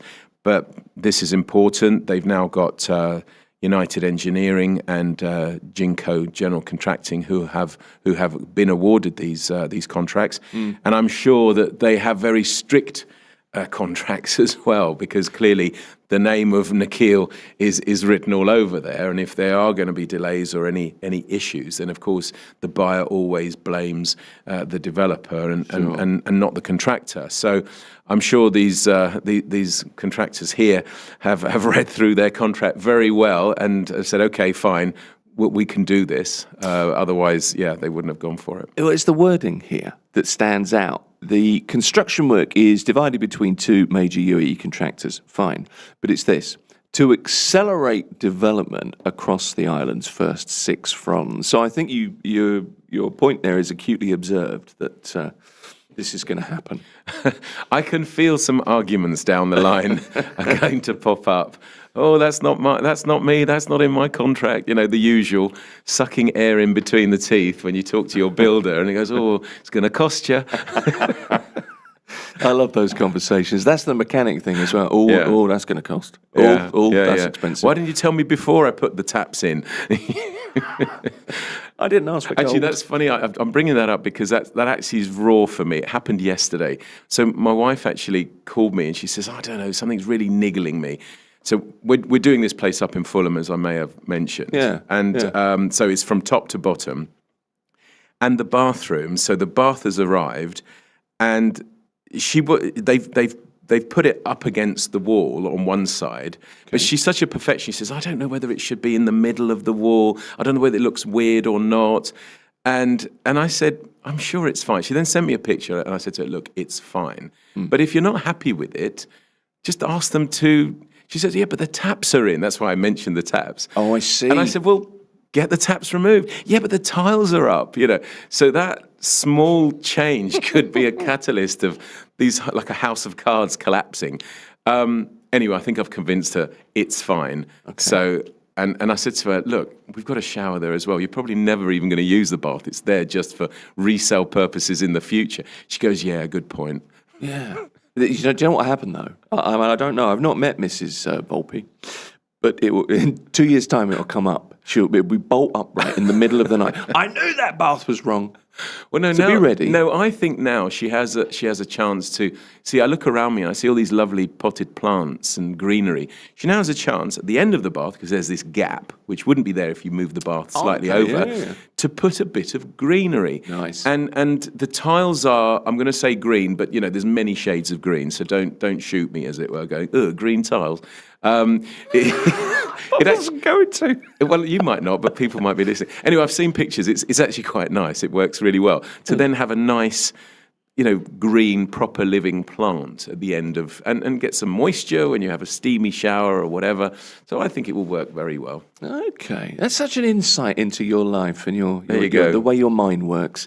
What was I going to say to you? Ras Al Khaimah, that's where I wanted to go next. Residential property market, resilient in 2025, 12.4 billion dirhams in sales, 6,600 transactions. Down slightly year on year, fewer project launches, but Ras Al Khaimah doing pretty well. Yeah, I mean, we've got to remember that these are the figures from 2025. And when you look, I mean, 6,600, that's, if you take a sort of a deal, or if you take the year 365, I mean, that's just over 18 deals a day. It's a lot. And whilst in, like, for Dubai, 18 deals doesn't seem much. I mean, Ras Al Khaimah is an emerging emirate, and what with the Wynn Casino and everything that's going on down there, I think you're right. I think 18 deals a day, it is a lot. 99% of those, or in fact 99.9% of those deals will have been off plan. Sure. And for sure, people who, you know, have bought again early enough are already, you know, benefiting from meat on the bone, as it were. Certainly, capital appreciation would have happened. But I don't know. It's a story of success. It's a story that puts Ras Al Khaimah definitely on the map. Was it expected? Of course, it was.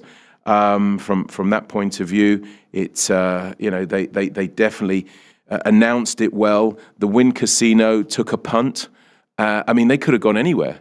They could have gone to Dubai. They could have gone to Abu Dhabi, but no, they chose Ras Al Khaimah. So it's a feather in the cap for sure to the Emirate there and His Highness the Sheikh of Ras Al Khaimah. And I don't know. This is something. It'll be interesting to see how this is actually going to pan out for this year, because obviously the majority of the deals that were done, as mentioned, were off plan, and it is off plan that is, dare I say, taking a pause at the moment, and so it'll be interesting to see what sort of figures are coming out of Ras Al Khaimah, for the month of April, for sure, for this month. Yeah. I can tell you, off-plan sales, 85% of all transactions. So 85. So I was completely wrong. Majority. Yeah, Well, but I really went over the top, didn't I? I said 99.9. 99.9 was good. It had drama. I'll give you that. Yeah, for but no, sure. you But brought- it's still high, isn't it? You've brought me down to earth with the bump. No, But you're right, 85 is a lot. Is a lot. Okay, so 99.9% of the transactions were. You know what it is? It's because as an agent, and we deal with Dubai and obviously some parts of Abu Dhabi, we forget that actually Ras Al Khaimah, does have a real estate market in itself before the Wynn Casino came. And that's the bit I'm trying to say, that it's completely been taken over by off-plan. And we forget Al Hamra Village, and we forget, people are still buying and selling and definitely renting for a quieter life, perhaps, and commuting. For sure. And we talked on this program about flying taxis and how obviously all the Emirates are going to be closer by. So you could actually get a bigger property if you prefer the quieter life, because for sure it is less hurly-burly than it is in Dubai, and still get to work in a shorter period of time. Plus, with all the roads and the infrastructure that's being built, it's just bringing all the Emirates together. But yes, there is a marketplace before, so I kind of got that a little bit wrong. But No, there is. But Al Hamra's been around. It seems like it's been around for years. It has, hasn't it? of course it has. It's kind of old school. Well, yeah, exactly. Really. But let's look at some of the figures. Apartment prices up nearly 13.5% year on year. Villa prices just under 10%. Rental growth, apartment leases up something just over 10%. Villa leases nearly 9%. But it is still cheaper to live in Ras Al Khaimah, to buy in Ras Al Khaimah. Close of 2025, average cost for an off-plan unit, 1.98 million compared to 1.16 million for a ready home. So that's the situation. That's right. And I would actually say, however, that there are lots of studios that are being built that perhaps weren't there before. So those figures could be skewed a little bit. But of course, now we're looking at the residential stock that's going to come on stream from this year all the way up to sort of 28%. They're saying that a total of 8,400 units are scheduled for delivery over the next 3 years, the majority of which will be in 2028. Nothing like what we're going to get in Dubai. In the whole of 2026, only 1,300 units, and next year they're saying 1,900 or just under 2,000 units. The big driver, like I say, 2028, that's going to be 5,200 units. But even so, 8,400 in 3 years, when you consider that there's probably going to be close to 200,000 that's going to be delivered potentially in Dubai in that same period. So the market is much, much smaller, but it is growing, and it's good to see. So yeah. We should also point out that Wynn Al Wajan, the resort, was paused a little bit, I believe, but it's back on schedule for a spring 2027 opening. Yeah, I don't think they're actually behind. No. I think that pause is natural with what was going on. But no, they were, I believe they were even ahead of schedule, so that pause hasn't actually caused any issues at all. It is definitely going to be the first, let's say the first quarter of 2027 that we'll see the Wynn opening up. I want to mention the announcement of the new Gold Line, the new Metro line, in a bit. But there's a couple of questions for you, Mario. This is from Jenna. I nearly missed these, actually. I apologise. I went to La Mer yesterday, and Jenna says, and the residential areas seem to have plenty of vacant units. Any news on rents there or any insider info on off-plan sales? Well, of course, La Mer was completely, redesigned. They closed it. And I don't know whether it's because JBR, where I live, is a success and people are always going there, because La Mer was, if you like, JBR 2.0, or at least it was supposed to be. And so they just decided to sort of start again. So in terms of insider information, unfortunately, I don't have.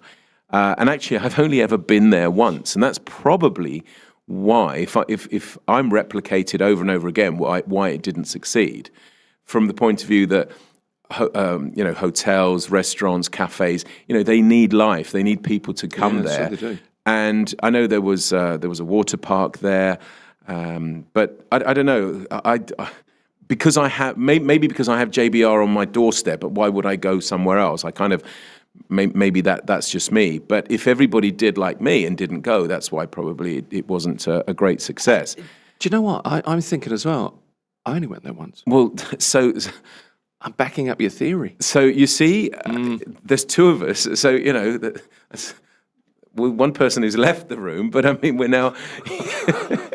But that's Farage. He bucked the trend anyway. He probably wouldn't go. Would he go, do you think? He'd be like, he probably lives there. Oh, probably. You know what it's anyway, the point is that no insider information yet. There are so many things going on in Dubai anyway. This is quietly, under the radar. In terms of rents, I think it's going to follow the same issues as all rents are. There's going to be pressure on rents as they have already started. I mean, the conflict has just accelerated that. We talked about this before, that we should start to see pressure on rents later on this year. They are already here. And that's purely and simply down to the geopolitical situation.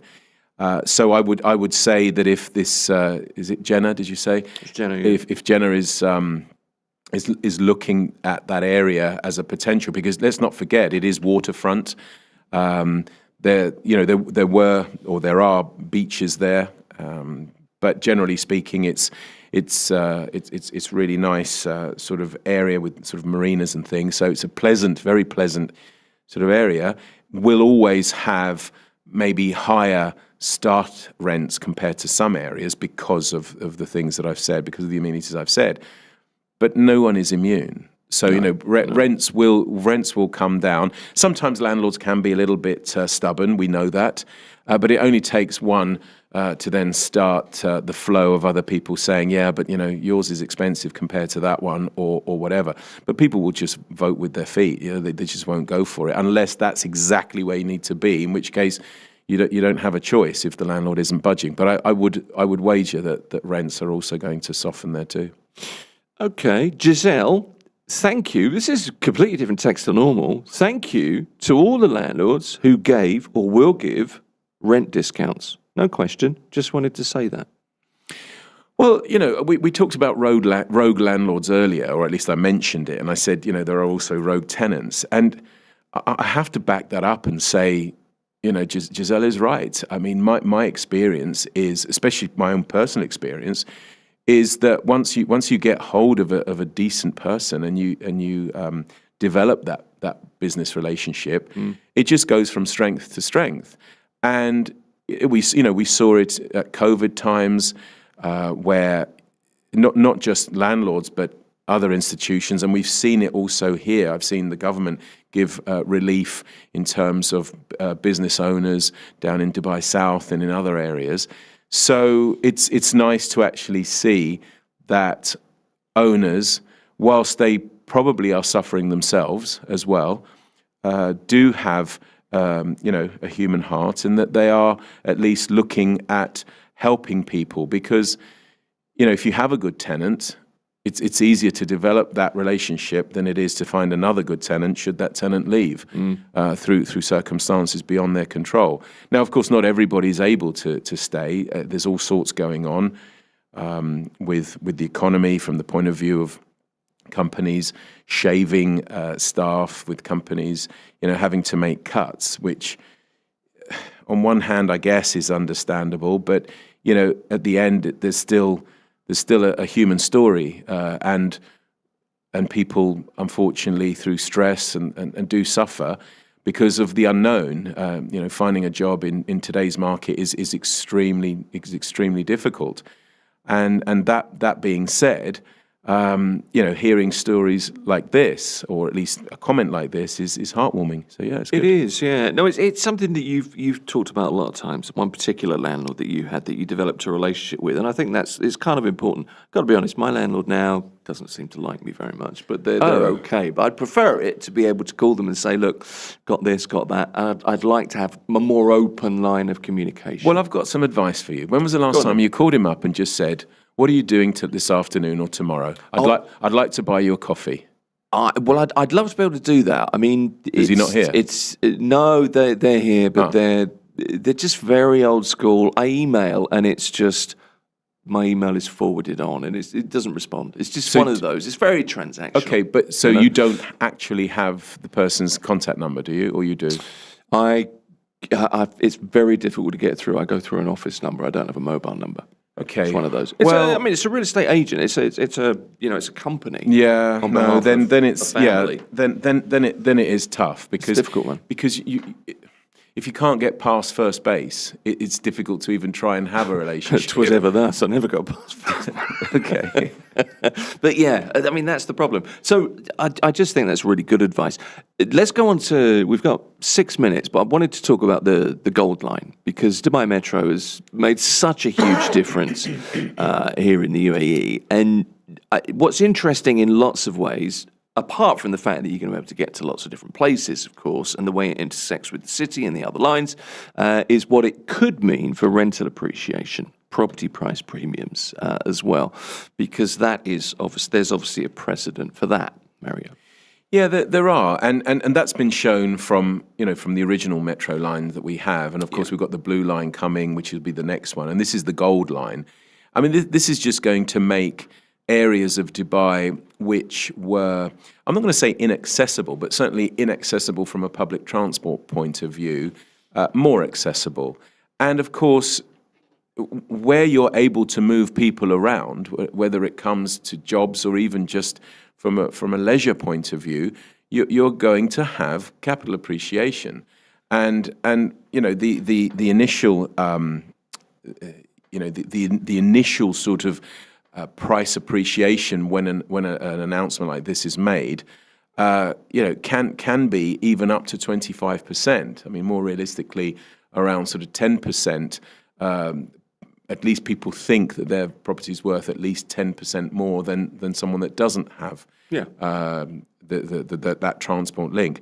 But what really is happening now is that we're starting to get this map, this transportation map.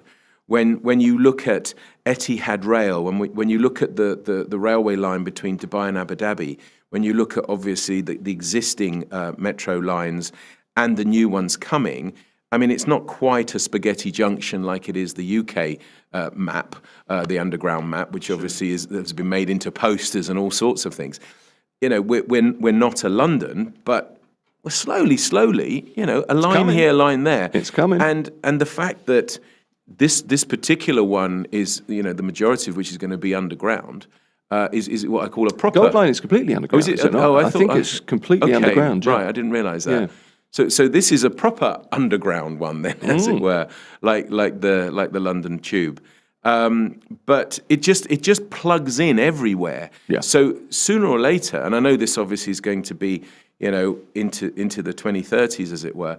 But sooner or later, we're going to be able to go from A to Z, north to south, east to west, literally without stepping out of a transportation system. Whether it's the Dubai Loop, whether, as I say, it's the Blue Line, this Gold Line, we've got all sorts of different colours. Etihad Rail, which will take us from Saudi Arabia to Oman.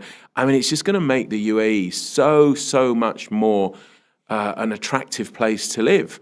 Whereas before, you needed a 4x4 because you literally only had a dirt track road. I'm going back, 50, 60 years, clearly. And now look at us. We are never standing still. We're not allowing anything to be put in front of us that will go, okay, that's beaten us. Nothing will beat the UAE, nothing.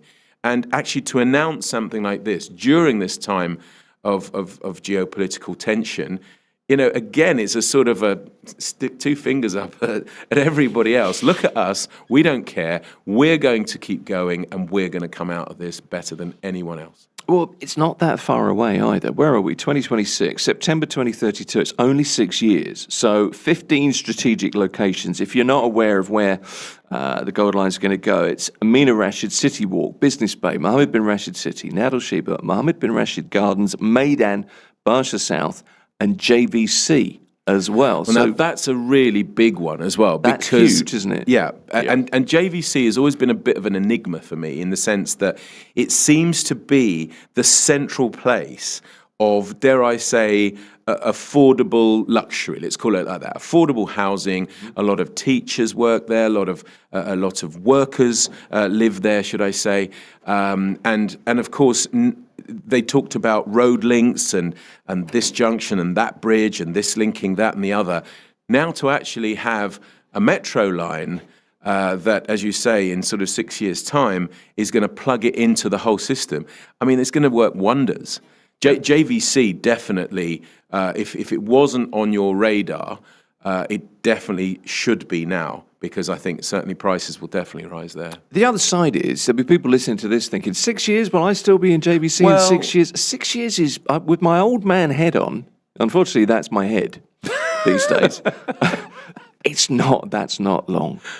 Well, I look back, I landed on the 6th of August 2008. I still remember it to this day. And I thought this gig was going to be 2 or 3 years at the most. I was the same. And this August will be 18 years that I'm here. Now, so you're right, 6 years is, on paper, it's a long time. Sure. But time does go very, very quickly. I'm not going to say I blink and I've missed 18 years. That's not quite that fast. But, you get to say to yourself, God, is it Wednesday already? The weekend's just gone. Or is, God, we're into the second quarter. Or there's all sorts of things going on because you've got things to look forward to, which seem to take forever. And then next minute, we're talking about Christmas. Yeah. Do you know? Yeah. No, you're absolutely right. Mario Volpe on life. When I'm not no more real estate with you. I'm getting you in to talk about life. That's well, I've lived a while, so yeah, I can tell you some stories. Yeah, it's always good to see you. Mario Volpe is he's a columnist, he's a podcaster, he's a property expert, he's lots of things, but always welcome here. Good to see you. Thank you very much, Tim. Thank you. This is Mira Business FM.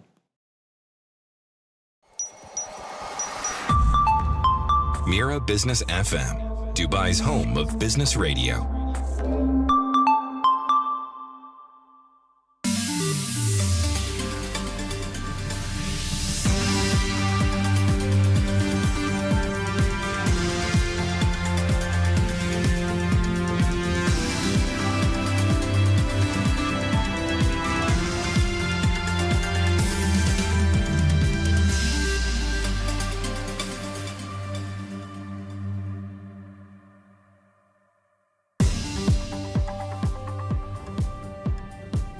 Good morning, it's 10 a.m. and this is the news on Mira Business FM. These are the headlines.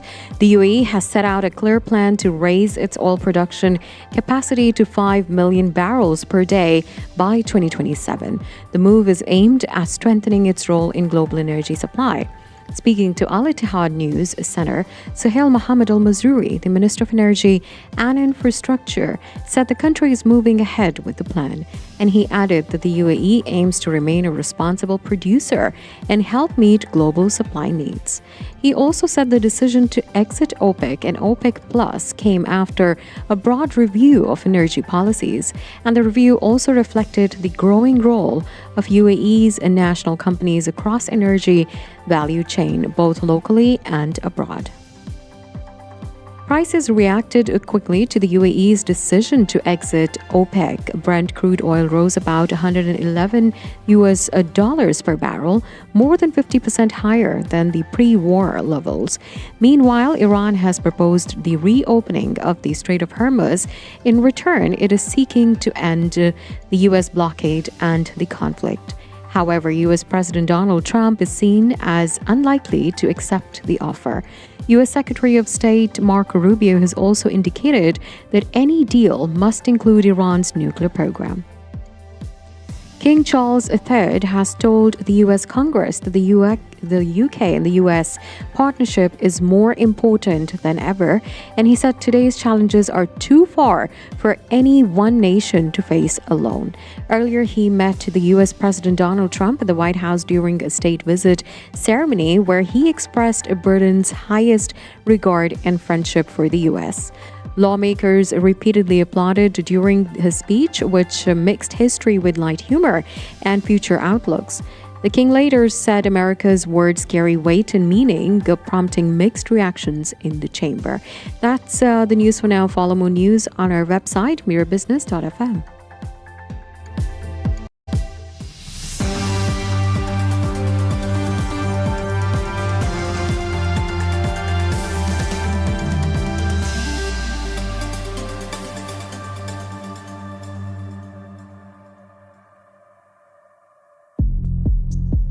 This is The Morning Drive. It is Mira Business FM. Good morning to you. Our topic next, where is Apple heading? What does the appointment of the new CEO point to? That is the discussion next at Mira Business FM.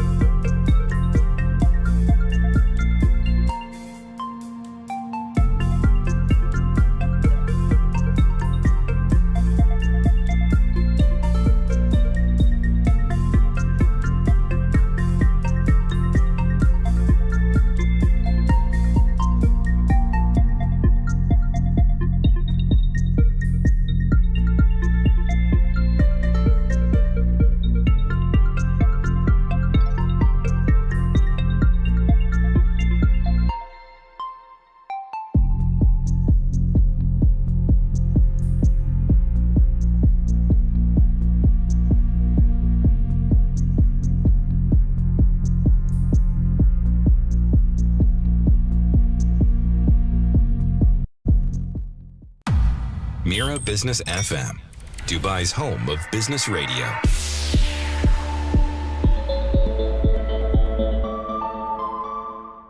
It's Mira Business FM. On April the 20th, 2026, Apple announced a major leadership transition as part of a long-term succession plan. And effective September the 1st this year, John Ternus will succeed Tim Cook as the company's chief executive officer.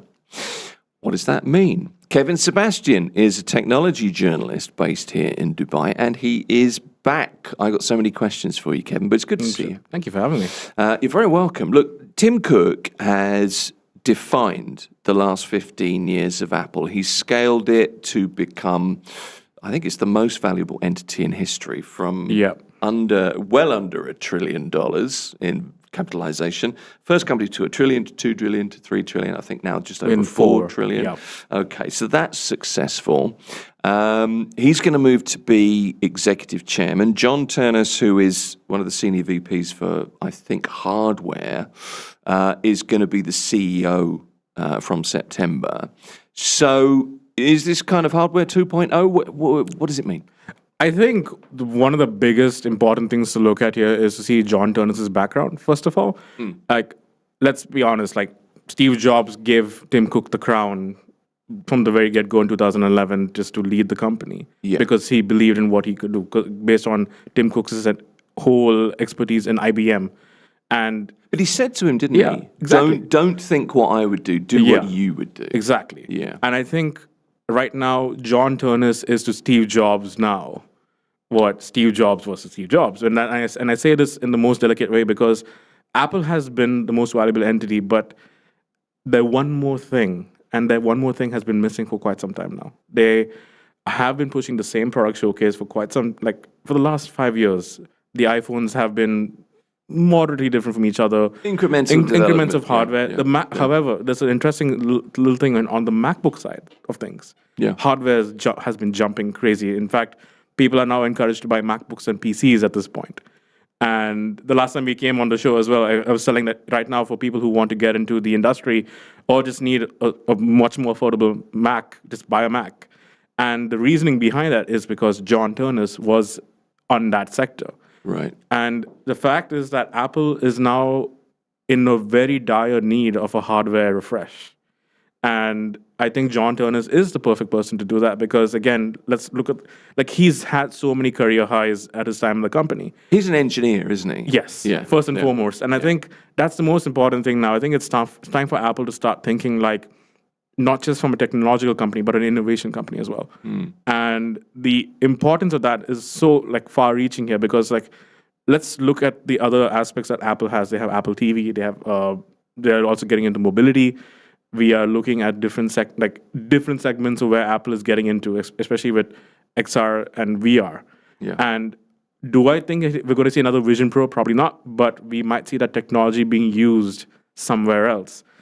And I think even with John Ternus as a person, individually, he's well liked across the company. And in fact, it was a unanimous decision. He's 25 years, isn't he? And he's in his 50s now. And at the same time, if you look at the age in which the CEOs are being picked, again, Tim Cook's been there for 15 years. He's 65 now.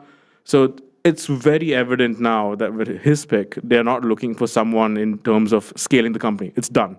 They've already done all of that. Now, how can they get people to stay in the ecosystem? And the secret to that is AI, in fact.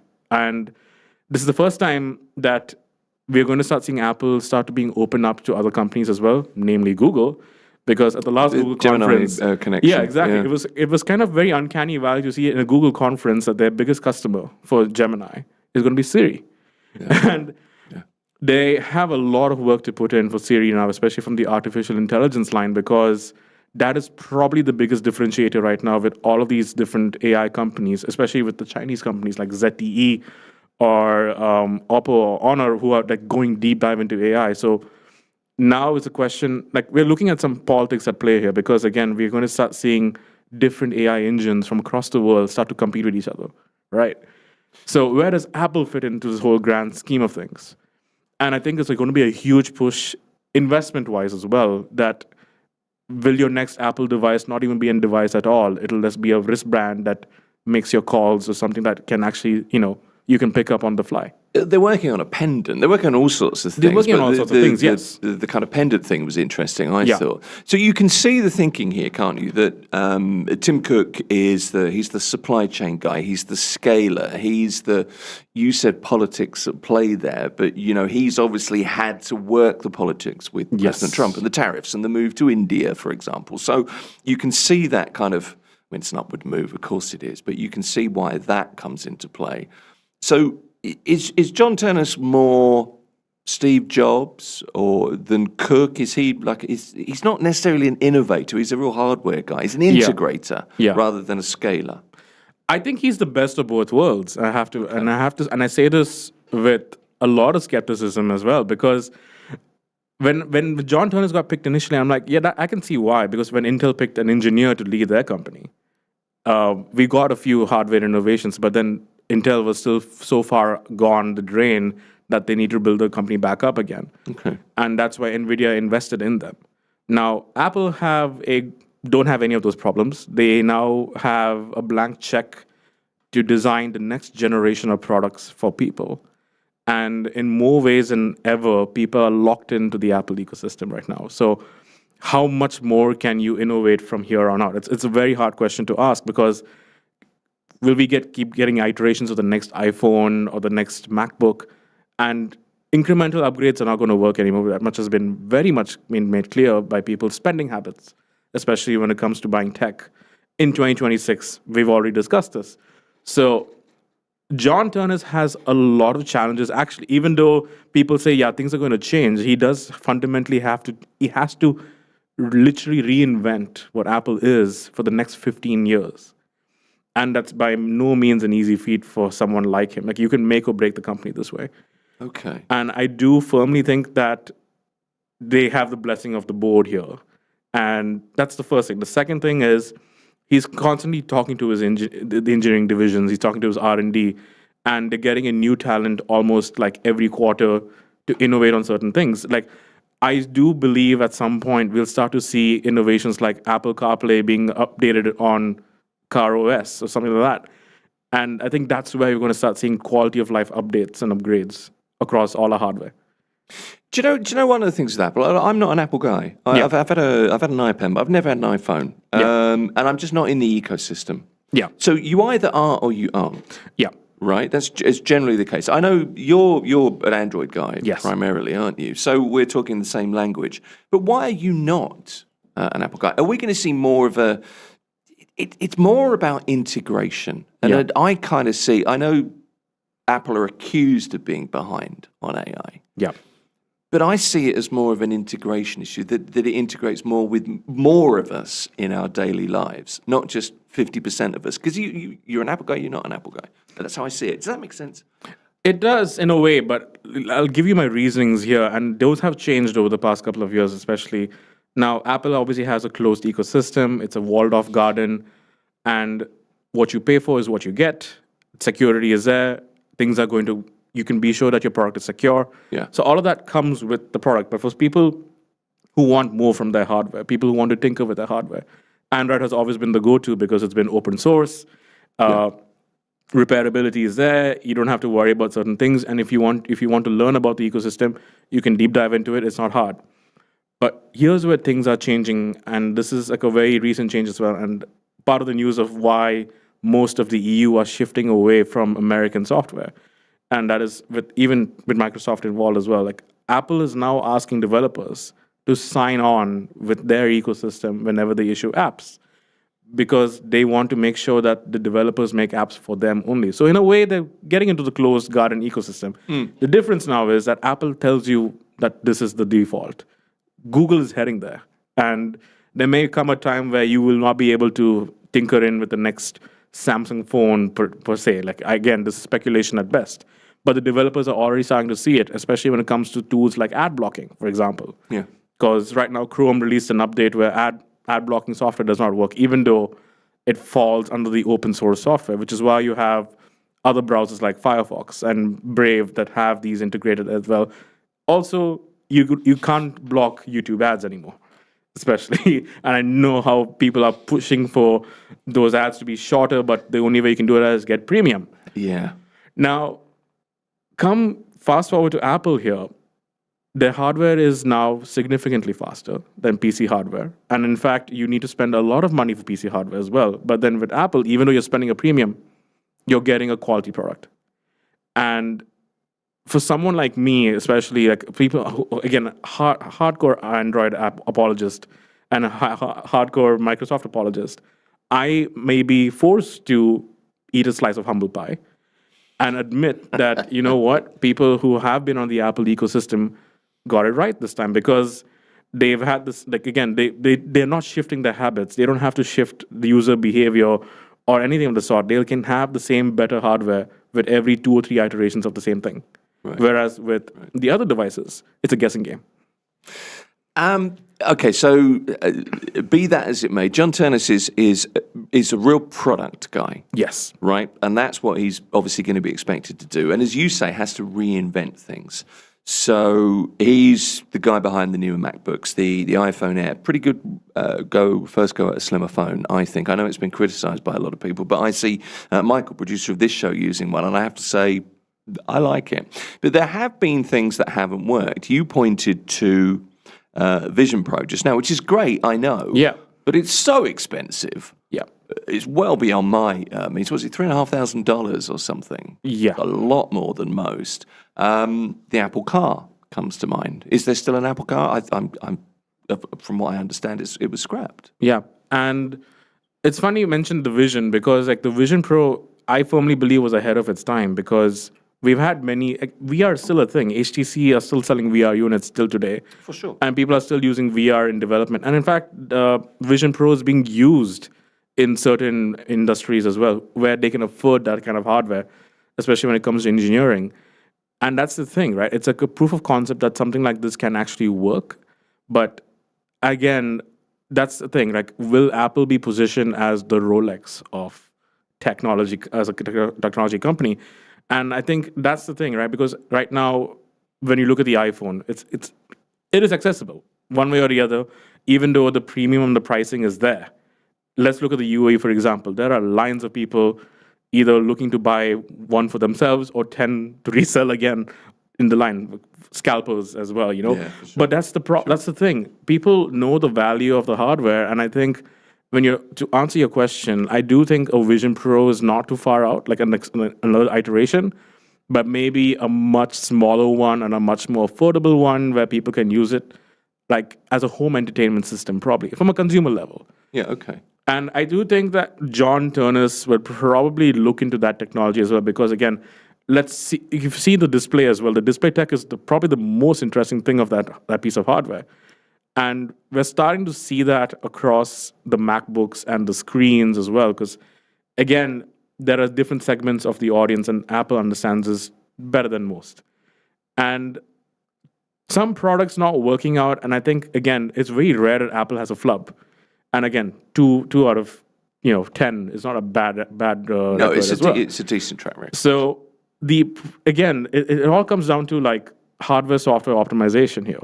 And I think of late now, the AI, again, we come back circling to AI as well, because like why do people not use Apple Maps? They use Google Maps instead. Like, that's a question over here. Like, I've seen people here they're like, yeah, we'd rather not use Apple Maps.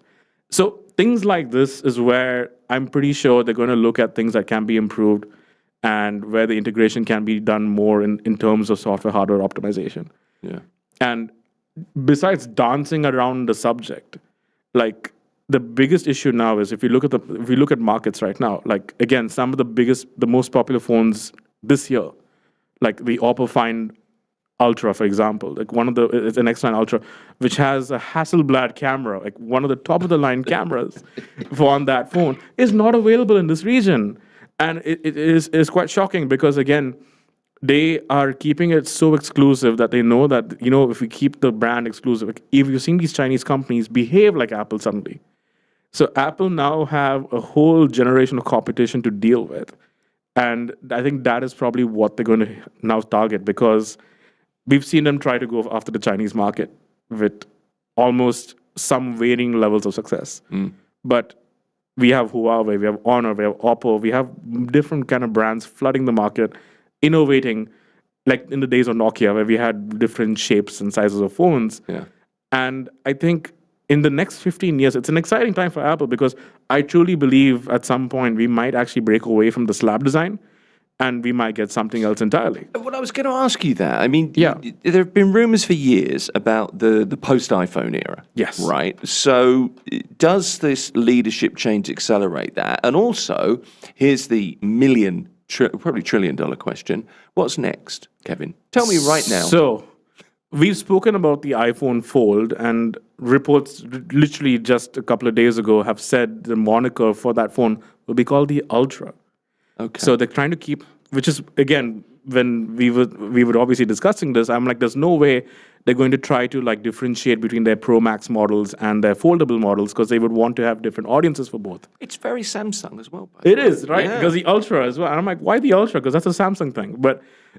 And in fact, to add on to the Ultra brand, we're going to start seeing MacBooks being called the MacBook Ultra as well, because they're going to deliver for the first time high performance MacBooks, like really, really high end, top of the line, where you don't even need to buy a PC anymore. Like you can just buy a MacBook. And I think that's what Apple's going to go in for. Like actually, they're going to have the consumer tech as a segment, but also the uber premium tech like segment as well for people who want the absolute best in it. And they know for a fact people are going to pay top dollar. I can see that happening. Right. Like I can see them like literally breaking to the luxury segment with high performance hardware. Really? Yeah, 100%. Like let's be honest. At this point, whenever an iPhone launches, within 2 days we have a gold-plated one already out in the market. So if Apple does this in-house, why not? Like why can't they just deliver a unique device on their own? And I think the Ultra line will be that one of those things that they're going to start John doing. Turnus is the M chip guy, Yeah. isn't he? Yes. So there's precedent, there's form for that, Yeah. if you like. Okay, that makes some sense. What about things that are in lots of things rumored. I mentioned the pendant a little while ago. I don't Yes. quite know what that's going to be, but we know R&D must be quite an exciting place at Apple. Yeah, like for example, now like on a product showcase level, again, like the biggest thing that has happened for Meta, for example, has been the Ray-Ban Metas, the glasses, which have the cameras and everything. Like Snapchat did it first, but the fact is like you can use Instagram on your glasses. Privacy concerns be damned, but I do think Apple will come out with their own glassware as well, like a companion hardware piece to basically go with your iPhone, where you don't have to hold your phone and capture memories.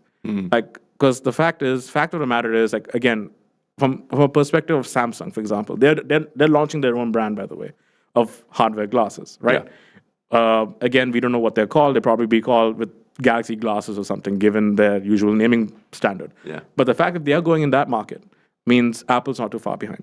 And how Apple usually is, they're not reactive. They look at what's the trend, and then they behave in a way that how can we make this better, and how can we make it better for our customers.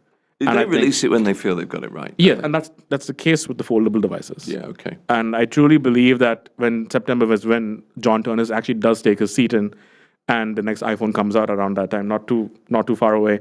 I do think that's when we'll start to see some innovational change, at least, even if it's minor.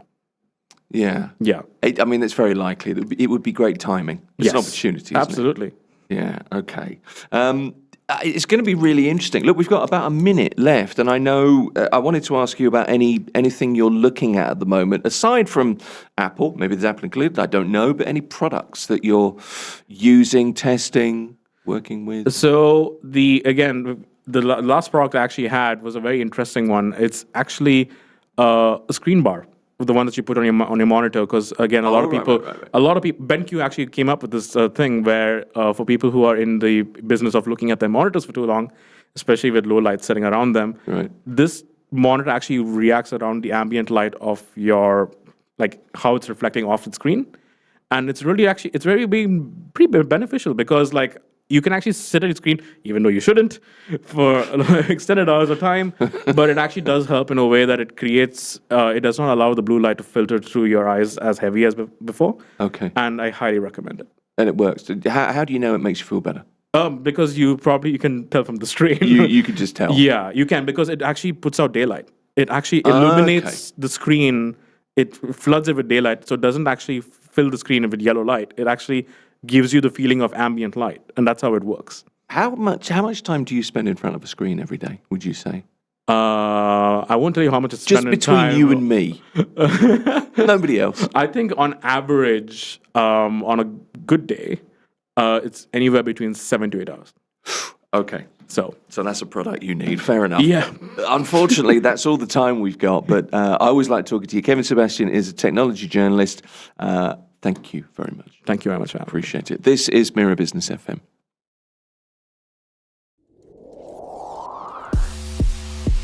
Mira Business FM, Dubai's home of business radio.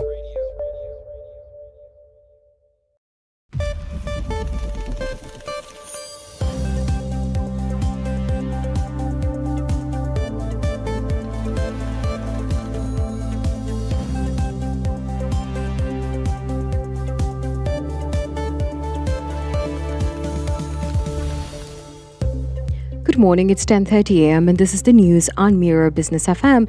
These are the headlines. The UAE has announced that it will exit OPEC and OPEC Plus, with the decision taking effect from May 1st. The move comes after a review of the country's production policy and capacity.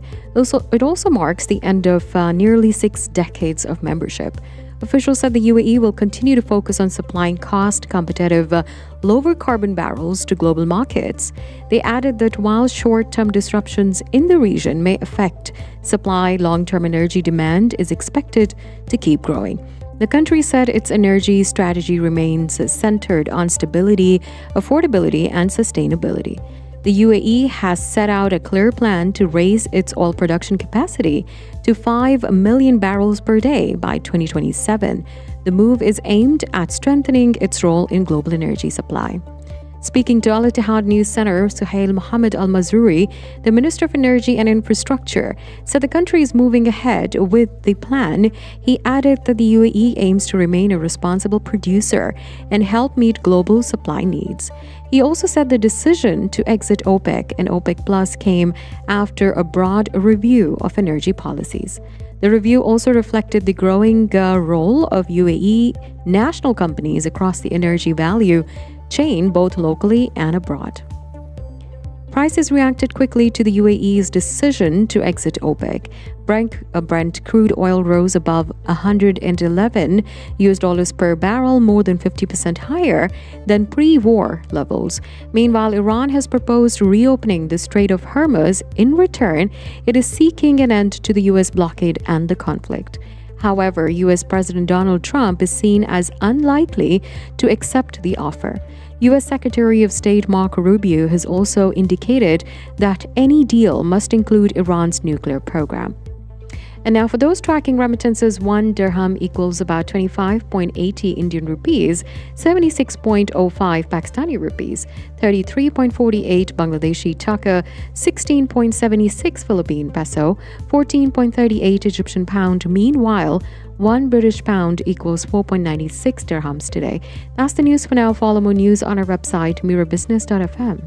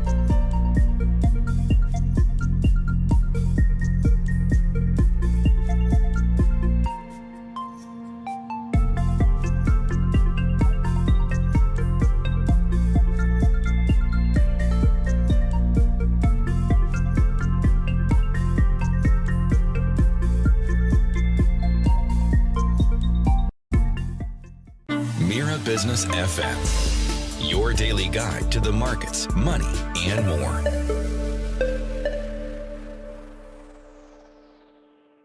It's the morning drive. This is Mira Business FM. I had to think there for a minute to get my mind to click into gear.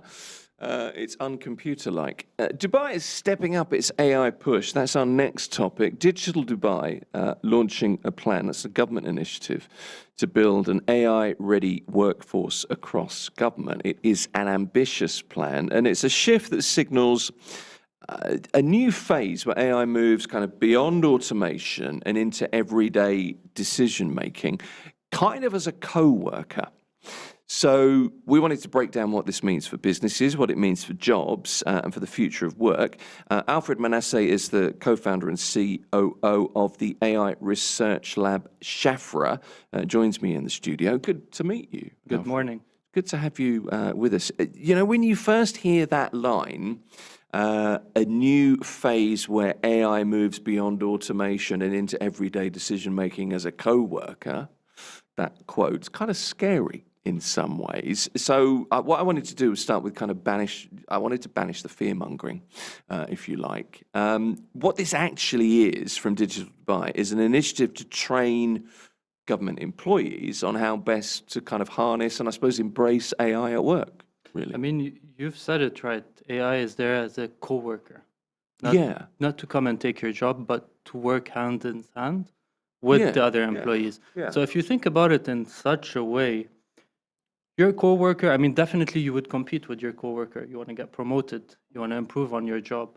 But that co-worker as well, working as a team, not as an individual, can really boost your productivity, boost your efficiency.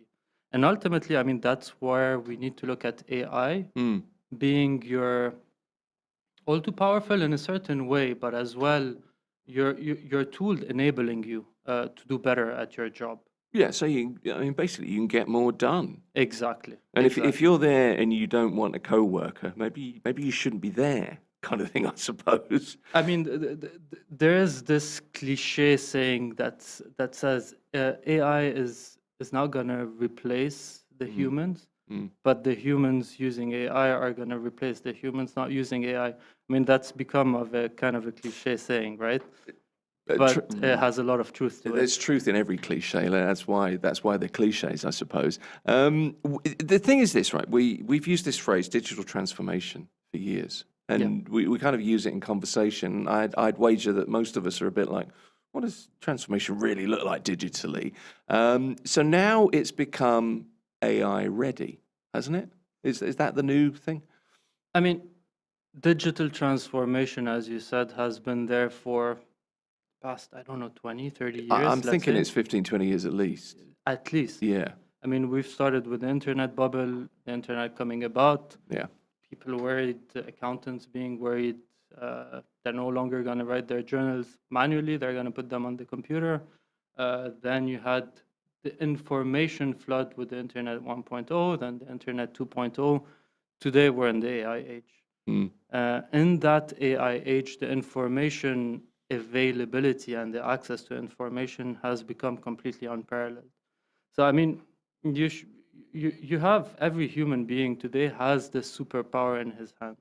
Yeah. And it enables ultimately organizations. And that's where Dubai government is coming about, is that it wants to be on par with efficiencies that are actually not seen around the world. And Dubai has been able to really lay the grounds, let's say, and lay the foundations for some kinds of future innovations, future transformation. And today we're calling it digital transformation. But honestly, it's a near transformation, the way we are looking at it. Well, it's about acceleration, isn't it? It's not so much, it's not a software upgrade, it's like a mindset upgrade. Does that make sense? Definitely. It's a whole mindset upgrade. I mean, look, we used to talk about human resources. Any organization is as good as its team, as good as its people. So as good as its human resources. Today, we're talking about, I mean, we like to coin that term as hair, not like or hair on their head, but as human and AI resources Okay. working hand in hand as co-workers, not against each other. Right. So it's not man against machine, right? We shouldn't look at it in this way. It's man with machine being able to have a superpower. Yeah, well, I mean, this is the thing, is it? When you get your head around it, that's how we should be approaching it, and it's about utilizing, it's about harnessing, right? So when AI becomes a co-worker across an organization, and we view it in that way, i.e., the right way, what's the first change do you think we start to see when teams, day to day, when teams are working? We perform best as humans when being challenged. That's why we have our KPIs, that's why we have our AKRs, that's why we have our kind of North Star that we look at that we want to achieve. AI will ultimately enable us to achieve our goals in a much faster way, Right. becoming more efficient. Now again, look, AI is good at managing massive amounts of data. The human is not. The humans can make sense of what the analysis of this data is, and can ultimately gear the AI to perform certain actions, perform certain analysis that will ultimately allow the human worker, let's say, to perform his job better. Again, it's important to really differentiate what AI is good at, what AI isn't good at, what the human is good at, and what the human isn't good at. I mean, like in every team, you always look at what each team member, what are his strengths, what are his weaknesses. Yeah. Try to hide the weaknesses and focus on the strength and combine all those strengths together. Yeah, and that's the point of a team, of course. So in terms of digital Dubai, how is this going to work when it comes to, there is training involved in this, of course, for lots of employees. I mean, you can't just send everybody to a workshop. That's not going to be the way to do it. Is it going to be personalized AI learning pathways for the different departments, for HR to urban planning? How will it come together? Usually successful digital transformation projects that we've seen so far are the ones that bring no sudden disruption. Let's put it this way. Right. If you're going to come and disrupt the way a business or a government entity or a ministry has been working for so long, you're going to have so much friction. Yeah. People won't want to work that way. Yeah. People won't want to adapt. People won't want to innovate. If you go after the small wins, by not changing how the process is done, by injecting AI in a certain way and in very peculiar ways, let's say, for example, today what would benefit me as an employee? If I'm having challenges in achieving my KPIs, if I have an AI employee or an AI assistant that comes to me and tells me, look, I've seen your challenges, you've shared with me your KPIs, you've shared with me your thoughts, you've shared with me your results, and I can depict certain challenges that you have. How about taking this course that is going to help you, or this training program that we have within the organization that will help you and enable you to perform better? Then I'm going to see AI as ultimately my coworker that is trying to improve my job.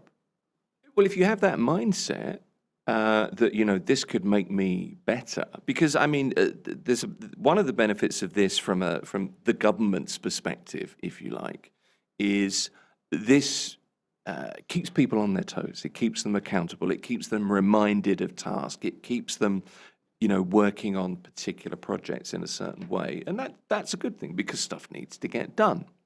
The other side of this is, if you have the mindset of a person using AI in the right way, whatever that right way is, you're improving yourself. You're getting better. Yeah. If you see it in that way, that it's a huge benefit, surely. I mean, look, I believe the underlying question you're asking is, what about the people that don't want to use AI in that way? That was the next question. You preempted it, but there are going to be people that are like, no, I'm not getting involved in this. Ultimately, transformation involves major change, and we know as a humankind we hate change. Oh, we do. And that's valid in every single aspect of our life, of our professional life and personal life. We hate change. We're creatures of habit. We Let's are. put it that way. Yeah. Now, again, going through towards those small wins are really going to allow us to gradually accept change. Is like any change project, any change management. You really need to go after those small wins. You can't go and disrupt the whole business workflow. You can't go and disrupt an employee that has been doing his job for the past 20 years and tell him, look, the way you've been doing it is wrong, and now there is a new way of doing things, and that's what you need to adapt. Yeah, that's hard. You're going to fail in that project. Yeah, yeah. And no, there are a few obstacles, I suppose. The one thing that did occur to me was the question of governance, right? Because efficiency, great thing, particularly in government, but transparency is a non-negotiable. So when you automate workflows, you ensure that the AI is ethical, it's not biased, it's appropriate, it's compliant with privacy standards. That's really, really important to get right. 100%. And we're lucky enough to be in a region or in a country, let's say, or in a city, actually in Dubai, where they're driving those regulations about ethical use of AI. I mean, we're registered, for example, in DIFC. In DIFC, we have to comply with so many different regulations. I mean, there's just about now a new regulation 10 that came about in DIFC that goes all about how is your platform utilized to conduct unbiased assessment of candidates. Let's say if you're running a psychometric analysis, how do you ensure that your psychometric analysis is completely fair and is able to treat one candidate the same way as you treat the other? Ultimately, it's important to note as well that AI is significantly more unbiased than the human being. I might have a conversation with you and I might have woken up in a bad mood, for example. Your evaluation will depend on my mood. True. Your evaluation will depend on did our personalities click or didn't click. Even though you might have been, I mean, let's say in the context of an interview, a job interview, for example, you might be the perfect fit for that organization, be it your competency skills, your functional assessment, your cultural fit as well. But if you don't click with that interviewer or that interviewer doesn't make you feel comfortable, you might not succeed in that interview. Yeah. Well, we put that down to the human element, don't we? Exactly. Yeah. And here you're eliminating that emotional aspect of the human element. Now, one might argue that the emotional aspect in certain instances is essential. You might need to recruit somebody, you might need to have some emotional connection with that person rather than only understanding is that person functionally fit for that job. That's true. We should never eliminate the human aspect in any workflow. Human touch points are still very important. Sure. I mean, Mira Business FM. The sound of success.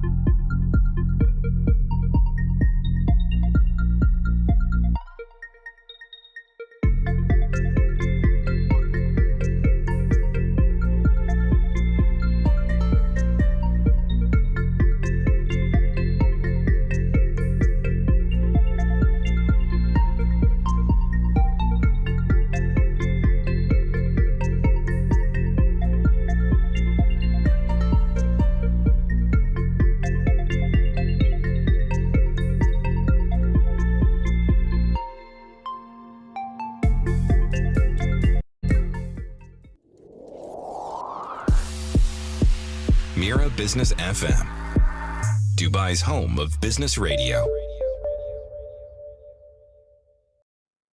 This is the Morning Drive at Mira Business FM, and our main news item this morning, of course, is news that appeared yesterday afternoon. As of May the 1st, the UAE, a foundational member of OPEC since 1967, will walk away. We're moving from a cartel-coordinated market to an independent UAE energy policy. Robin Mills is the CEO of Camel Energy, joins us from the UK, I believe. Robin, welcome to the show. For today, yes. Good morning, everyone. Good to have you with us. So this news dropped yesterday. We came across this from the Emirates news agency WAM just after 4 yesterday afternoon. The opening statement in the release noted the decision follows a comprehensive review of the UAE's production policy and its current and future capacity, and is based on our national interest and our commitment to contributing effectively to meeting the market's pressing needs. Unexpected, essentially immediate. What do you make of the timing, first of all? Well, I think the timing is pretty clear. Obviously, it's because of the current crisis in the Gulf. So, the UAE obviously can't export oil freely as it would wish, can't set the production levels it would want, same as Saudi Arabia and its other OPEC colleagues in the Gulf. So that means this move to leave OPEC has no immediate impact on the market. So it seems like a good time to do it. And let the market digest it along with all the other news. It's an historic statement, isn't it? The Emirate of Abu Dhabi joined OPEC in 1967, before the UAE was even formed in 1971. And I think it's fair to say that this nation's played an active role supporting global oil market stability during its membership. National interest market dynamics are cited. I know it's been a number of years that the UAE's watched, the industry's watched the UAE's capacity expansion. They're aiming, I believe, for 5 million barrels a day by 2027, maybe a little bit more than that. Were OPEC plus production quotas essentially a glass ceiling on the investment? Yeah, absolutely. As you say, the UAE had wanted to increase production capacity to 5 million, but probably is around that now. Maybe even go beyond that over the next few years. Whereas the OPEC quota just before the war broke out was 3.2 million. So leaving 1.8 million barrels per day on the table is a lot. And the UAE was also trying to increase its gas production. It has big ambitions on the industrial side in AI and so on, oil, gas exports as well. Oil, of course, often goes along with gas and vice versa. So the need to kind of manage oil production was also hampering the ability to be completely flexible on gas. Robin, the exit means production freedom, but right now the Strait of Hormuz is impassable because of the conflict. Does this freedom actually unlock any value today, or is it just it's entirely a long-term play for when we see a stabilization in the region? Yeah, it makes no difference today, of course, because the UAE is exporting as much as it can, but it obviously can't use the Gulf at the moment. So no immediate impact on production. But when the crisis is resolved, when normal transit through the Gulf resumes, then the UAE, yes, will have freedom, and whether it will use all of that 5 million barrels per day of capacity immediately, or whether it will choose some other level, we'll see. But it at least has that flexibility now. From a market perspective, and I'm interested as well because you're obviously outside of the UAE at the moment. You're in the UK. From an international perspective, I mean, aside from the obvious oil prices right now, but I'll include that, of course. What does this mean immediately, and how is this being viewed now that you have kind of the outside perspective a little bit more? Well, look, I think the first question everybody asks, certainly in the UK and other countries, is, does this mean lower oil prices? Because sure. People are starting to suffer from petrol prices and diesel prices and so on going up. So I have to tell them, sorry, unfortunately not right now. Maybe down the line. But people, of course, are very interested in the and the wider implications this for the oil market down the line, and for how the major oil producers work together or go their own ways.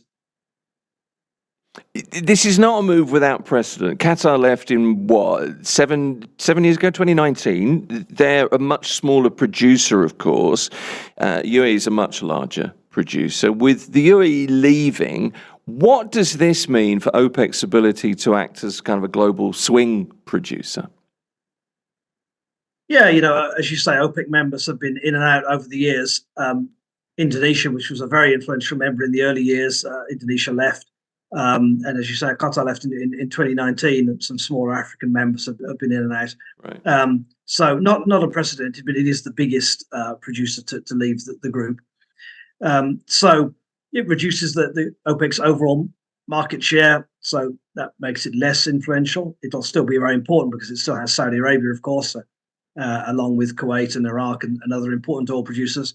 But it does diminish its ability to impact the market and control production levels to some extent. Yeah, it's a move that means the UAE is released from production cuts decided and enforced by the cartel. So potentially down the line, as you know, maybe global oil prices.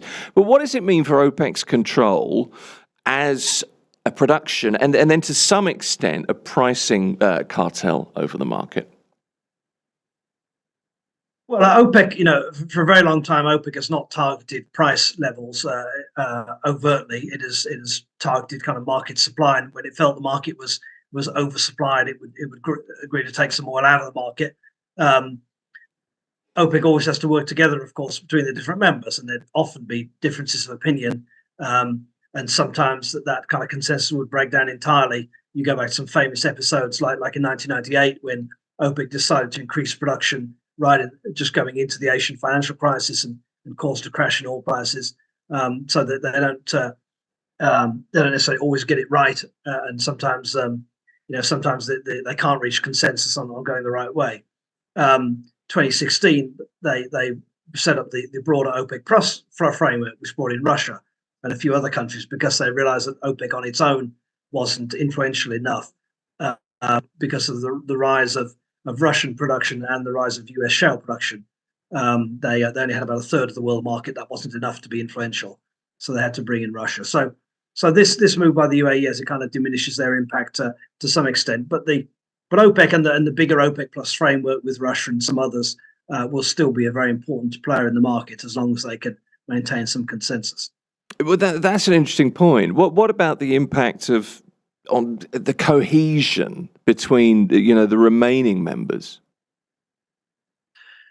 Well, it should, if anything, improve the cohesion because one member has left which wanted higher production, and the UAE was the one that wanted to increase its production a lot and had the money and the ability and the resources to do so.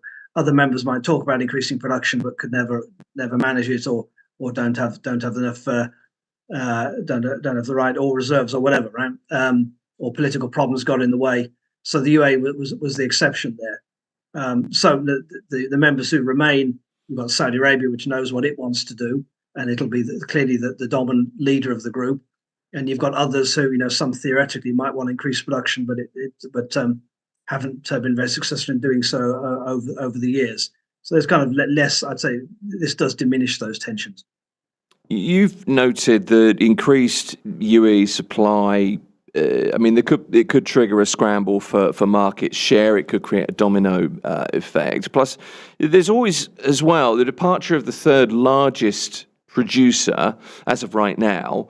It deals a blow to OPEC's ability to maintain higher prices, so potentially lower global prices. And it'll mean that the UAE can increase output to boost supply when necessary. That's a much stronger position, obviously. It's a stronger position for the UAE to be able to have an independent policy. Yeah, we're obviously in unusual times right now, and what will happen when the conflict ends and when normal oil transit through the Gulf resumes. There's a big gap in the market because of all the interruption that we've had over the past couple of months. So OPEC anyway would have to make a decision. We'll have to make a decision. Do they go for much higher production for a while to try to fill in that gap? Do they have restraint but maybe keep prices higher for a longer time?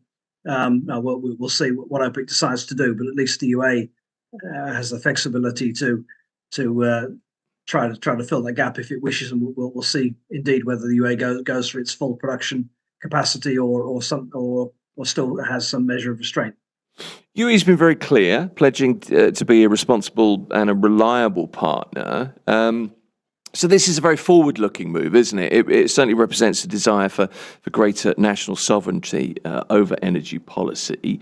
Can I ask you just one final question? And it's your view. What it means for prices once the Strait of Hormuz reopens, and also how will the market adjust to and absorb the UAE's eventual output surge? Yeah, so I mean, nothing in this exit means that UAE can't still cooperate with OPEC. It can still talk to them and decide to restrain production or not as it wishes. So, look, I think when the conflict ends, honestly, it's very cloudy what's going to happen. The market is in such a mess right now. It'll take a long time to get back to normal, and whatever OPEC decides to do and whatever the UAE decides to do will be part of that, but still pretty unclear. You'd expect, of course, yes, prices to normalize, stabilize, and then come down as oil production returns. But exactly how OPEC manages that and whether it still restrains production or whether it allows much higher production to recover from the crisis, that's still to be seen, I think. But yeah, it does. The UAE has that kind of flexibility to increase its own production and increase its market share, and I think that's an opportunity that it's very likely to take. It's certainly historic news. It's a fundamental rewrite of the playbook on Gulf energy dominance, that's for sure. Robin Mills is the CEO of Camel Energy. Thank you for joining us, Robin. Always appreciate your time. Likewise. Thank you. Thank you very much. Robin Mills joining us at Mira Business FM. This is The Morning Drive.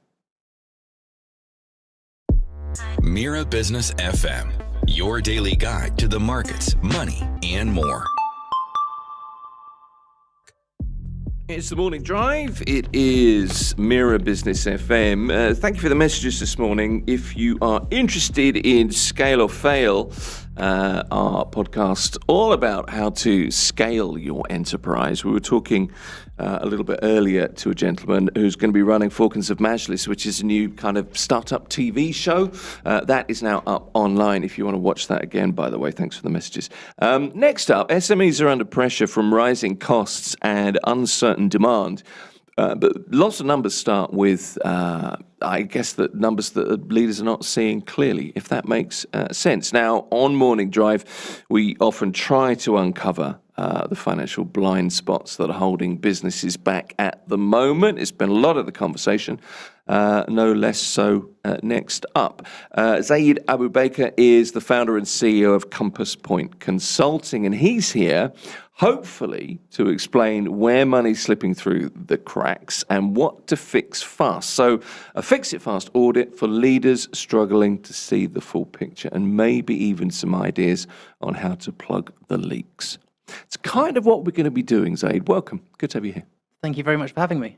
You're very welcome. So my observation to start with would be this. Business owners in Dubai working harder than ever. It's the nature of things right now. But, cash flows are relatively stagnant, I guess, in lots of cases. The problem often isn't revenue. It's kind of financial fog obscuring where the money is actually going. The thing at the moment is it's just tough times now, isn't it? It's hard. It is, and I think that it's caught many businesses, particularly founder-led SMEs, unaware. Yeah. They are not prepared for what they're facing at the moment. And you mentioned about cash being stagnant.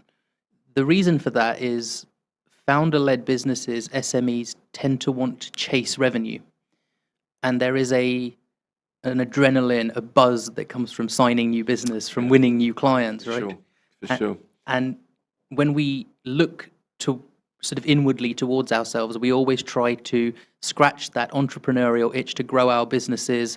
And it's the top line, typically, that gives us the most satisfaction. But when you start to dig deep into an organization's financials, what you tend to see in a lot of cases is revenue growth, but profit doesn't keep up. So, for example, you might be growing your top line by 50%, Right.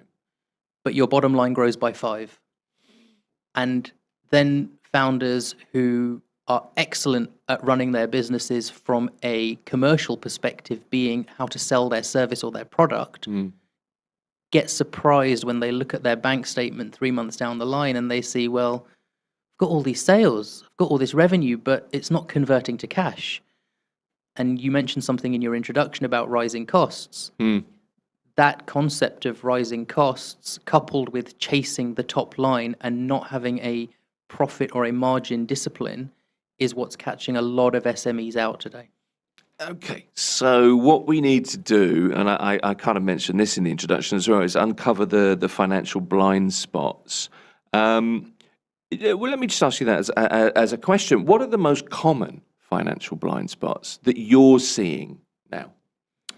So the first and foremost thing is much of the financial reporting that is available to SMEs is backwards focused, i.e. you're looking in the rear view mirror all the time. Right. And there's this notion or perception that, forward forecasting or looking at predictive financial tools that can let you see a little bit further forward are reserved for big businesses. That's not the case. There are tools out there that enable that blind spot to be tackled. And a lot of the time it's sitting down and looking a month, 2 months, 3 months forward. And the biggest piece of advice I give to founders, SME owners that work with Compass Point is put in place cash flow discipline by making sure that you sit down Monday morning, first thing, how much money is in the bank, what's going in, what's going out, and let's do that for the next 3, 4, 5, 6 weeks. So you know where you're going to land. And it's not about looking back. We're actually taking a step to look forwards here and trying to figure out what the problem's going to be, when that problem's going to arise, and then we put in place a mitigation strategy. Do you know what? I in my mind, I'm thinking one of the things about that advice, and that's great advice, because if you're on top of the money, then you're on top of the business. I mean, clearly that's where you need to be. Why else are you in business? But I would contend that for a lot of founders, it's pretty scary looking at the bank account a lot of the time. I mean, that has to be it, surely. It is, and it's, I tell this story during new business proposal meetings quite a lot of the time. Right. I spent 20 plus years as a finance director, CFO, financial controller, and in corporate. And I would always say that if someone saw me walking down the corridor, they would turn around and run in the other direction. Right? So it was always a case of, let's move in the opposite way to where the finance guy's coming from, because he's going to come and ask me about my expenses or cut this or cut that. And that's the wrong perception in my mind, because what Compass Point, what I've tried to build, what me and my colleagues and my co-founder are trying to build in terms of this organization is a business partner. You don't have to be afraid of the numbers. You just have to be willing to sit down and look at it. Because yes, it can be intimidating, and yes, there is some fear and some trepidation that people sort of approach their financials with. But we can unpick that. We can figure it out. Well, we can. Do you know what? Actually, last week we had the CFO of our whole company on. I saw it. Yeah, and I just thought, how am I going to approach this interview? So I was just really nice to him. Because he signs the checks, obviously. But I understand that. But part of this is that kind of sentiment and that kind of mindset, isn't it? I mean, we talk to a lot of business owners on Mira Business FM, right? And they'll say the business is profitable, and yet at the end of the month they're stressed about payroll. Profitable on the P&L and broken the bank kind of thing. What is it that? Why do people not take the advice? Why do so many businesses struggle with cash flow, despite the fact that revenues are often pretty steady? So in the GCC, there is a tendency for businesses to struggle with receiving payments. One of the biggest challenges that we face here is that most companies that you deal with will want to pay you based on terms. And that could be 30 days, 60 days, 90, and now we're seeing 90, and then 90 becomes 100, and 100 becomes 120, and so on. And they don't really know how to deal with it. And I tell you, what I see most often is the founder, the CEO, the principal, doesn't want to have that conversation with the client because they feel like having a tough conversation with the client is going to damage the relationship, is going to, the client may turn around and say, hey, you know what? Not happy with getting paid on 90 days? I'll find someone who is. Yeah, okay. And that, if I kind of call it a sort of a division between the management of a relationship with a client versus what a finance person or a fractional CFO should be doing, is taking that off your plate and allowing you to run your business. And it's almost a little bit of good cop, bad cop. Yeah, okay. And I think that that's something I get asked to do quite a lot, is go make a nuisance of yourself, Zaid. Go try and get this debt collected. And I'm happy to do that because that's my role. How do you approach that then? When you go and sit with a client who is maybe difficult, extending the credit terms beyond what's reasonable, because that person may have the same problem. Yes. And I think that you have to cater your strategy depending on who's across the table from you. If you're dealing with a multinational corporate that has a policy internally which says we just pay people on terms, 60 days, 90 days, and you'll get paid, there's often not a lot you can do about it, because if you want to do business with that big MNC, that's the cost of doing business. Right. But if you're working with independent businesses, there is a way to try and negotiate. So could I give you 5% off if you pay me within 15 days? Could that be an early settlement discount? What about if you pay me 50% in advance and 50% when you're happy on completion? That helps my cash flow and it helps you because you're not fully committed to the cost before you've seen what I can deliver. When it's government clients, that's a totally different strategy that has to be employed, particularly the government clients in Saudi Arabia, where they are somewhat handcuffed by internal procurement laws, where you have to navigate through many, many portals and procurement legislation and try to get sort of things ticked off all the way. And this, again, is something that founders, SME owners get really excited. They say, oh, Ministry of ABC is going to give me $1 million dirham contract or $1 million Saudi Riyal contract. Wow, amazing. But 6 months later, haven't been paid. And the reason they haven't been paid isn't because the ministry doesn't want to pay them. It's because they haven't followed the process. They haven't done the registrations. They haven't gone through the actual mechanics of what's required. Procurement portals are pretty hard to navigate, let's be honest. Yeah, you need to know what you're doing. You really do, yeah. I have to admit, I've struggled with one a lot recently. It's pretty tough. Okay, but it is how you approach it, and there are ways that you can offer, you can kind of incentivize, is basically what you're saying. Not through portals, but when you're, credit control is a really tough aspect of business, but incentivization is one way of doing it. I think so, and I think the other way of doing it is making sure that you have good relationships. Yeah. We're in a people-oriented environment where people are doing business with people. So if you are taking on a new client, one of the things I always advocate for is have a client onboarding form. And on that form, make sure that you've asked, who is my finance contact? Who is my payables contact?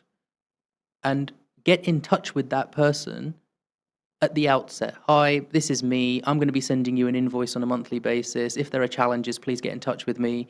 And you have a counterparty to then go to. Much of the time what happens is you rush, you onboard business, get to the end of the month.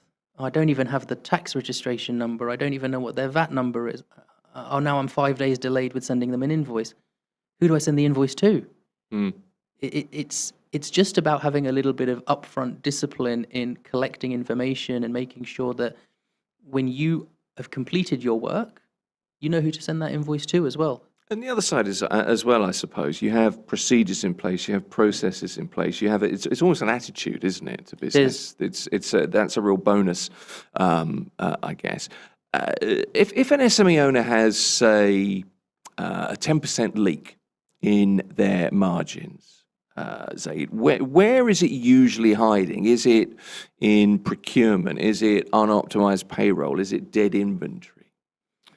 So quite often it's sitting in a lack of understanding of where profit's coming from. So what I mean by that is I notice quite a lot businesses have many streams to their revenue. So they could have several products, several services, different variations of those services or products, and they bundle everything together as one line called revenue and one line called profit. But if I don't know which ones of those services are making me 30% margin and which ones of those are at minus 5% margin, I'm unable to then pick out which of my customers are profitable and which ones are loss-making. And that's really where the biggest leaks come, particularly in service-led businesses. Service-led businesses, what tends to happen is a concept that I refer to as over-servicing. So you bring on a client who's paying you, for argument's sake, 1,000, but you're actually delivering to them 2,000 worth of service repeatedly month over month over month. And then you look at your bottom line and you're wondering where my margin leak is. Well, my margin leak is because I'm having to pay somebody to over-service them. Or I'm having to pay to bring in a product via air freight to get it to my end customer, and it's eroding my margin, but I'm not really seeing that because I can't see the different components of what it takes to deliver that service or that product. So that is where I see a lot of SME type businesses struggle. It's just a lack of knowing where the profit and loss is coming from. You've got to have a view on everything in your business, haven't you? You've really got to have control. I mean, one of the things I wanted to ask you this morning is it's really all about that and knowing where you're going. Because if you're weak from a forecasting perspective, that's going to show up in day-to-day operations and affect decision making, isn't it? It has to, 100%. And again, I think that this comes down to the attitude that you take towards running your business. So there are some that will say, okay, it's November 2026. I'm now going to budget for 2027. I'm going to spend 3 weeks doing a budget, and then that's the end of the story. That's my forecast and budget done. Those types of businesses, if you imagine someone that did that in November of 25, by the time they've got to March of 2026, it's all out the window. There are those assumptions that they are making decisions on are no longer valid. So the best way to try and get forecasting to help you run your business, in my opinion, is to have it done on a rolling 12-month basis. So you're not looking at calendar year, you're always looking 12 months into the future. And it sounds like a really hard thing to do, but it's not, because once you get into that rhythm where, okay, we're on today towards the end of April, we'll close our April books, we'll now look at a forecast from May to April 2027. Then you do it the next month and the next month.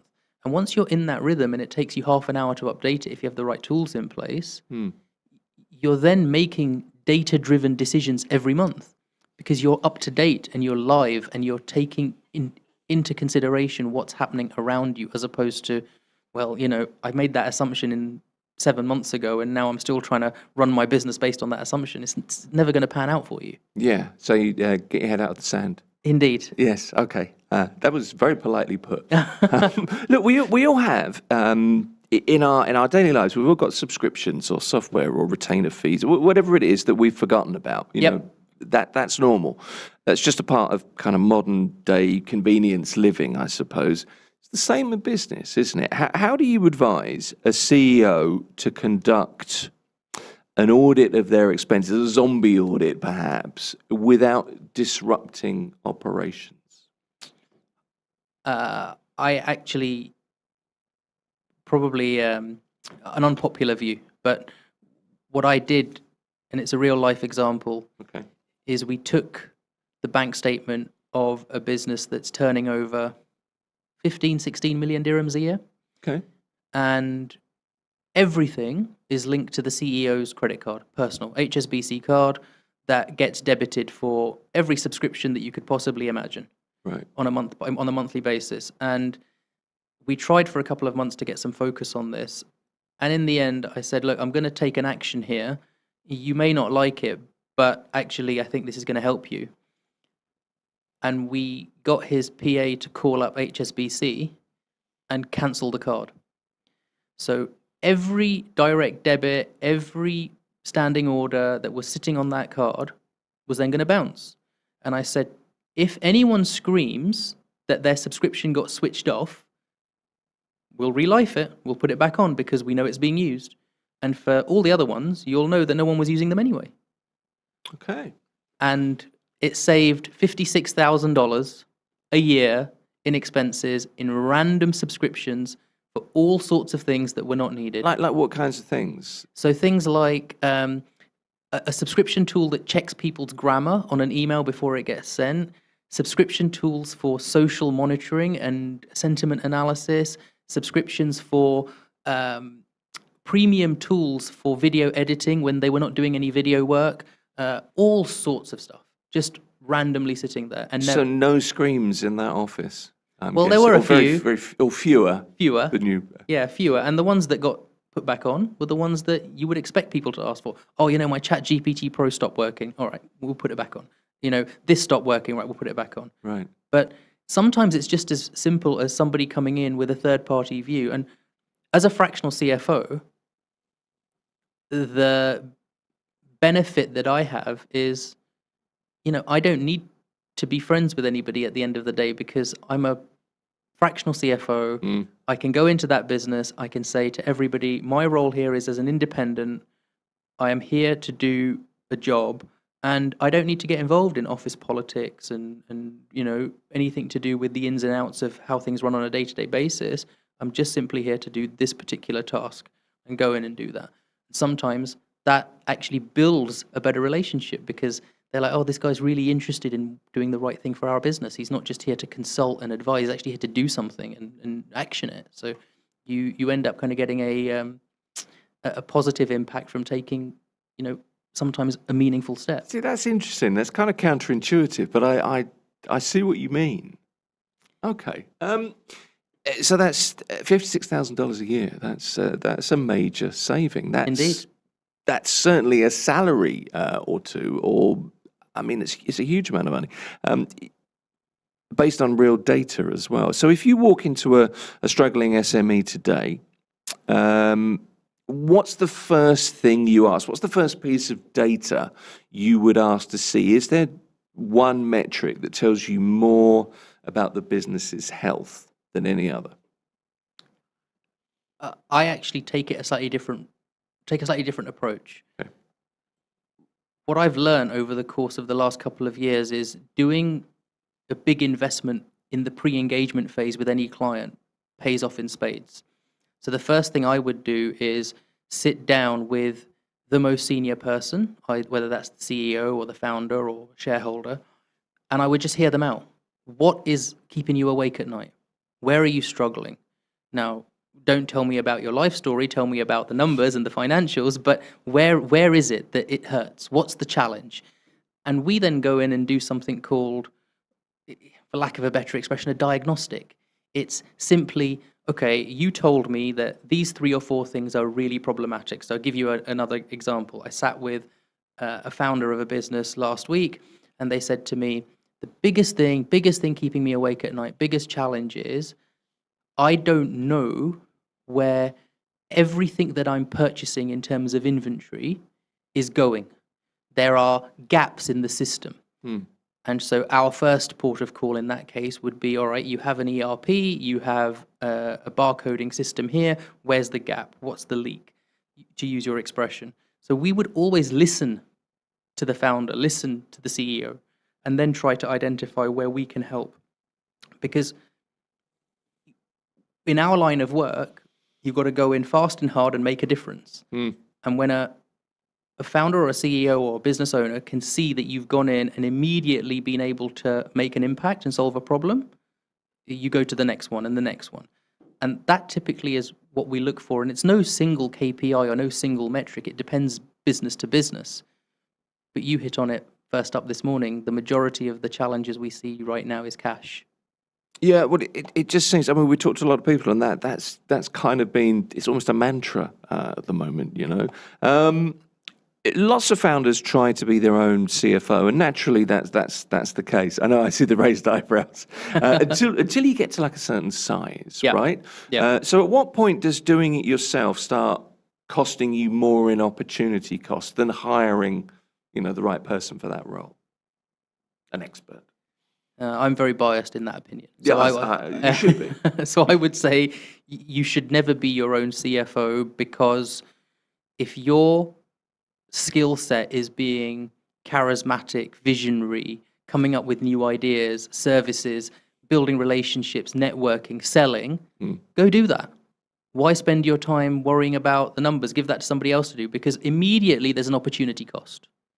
And that's something that I say, or see rather, a lot. It's, right, I'm going to spend X number of hours doing financial related things. But that's at the cost of going and pitching some business, or going and doing something more value additive that you can do in the business. So I would say almost immediately. But if you're asking for specific size and scale, what I see today is any business that's doing somewhere between about 1.5 million, 2 million dirhams in turnover, up to about 30 or 40 million in turnover, is not in need of a full-time CFO, because the business isn't at the scale. So a fractional CFO would work for you. Once you start to tip that and you go sort of over that 40 million dirham mark, $10 million mark, you're typically going to have 30, 40 employees. At that point, you probably start to think about, well, maybe I need a full-time in-house option. But our clients are sometimes a bit bigger than that as well, and the fractional model still works for them. It all depends on the nature of the business.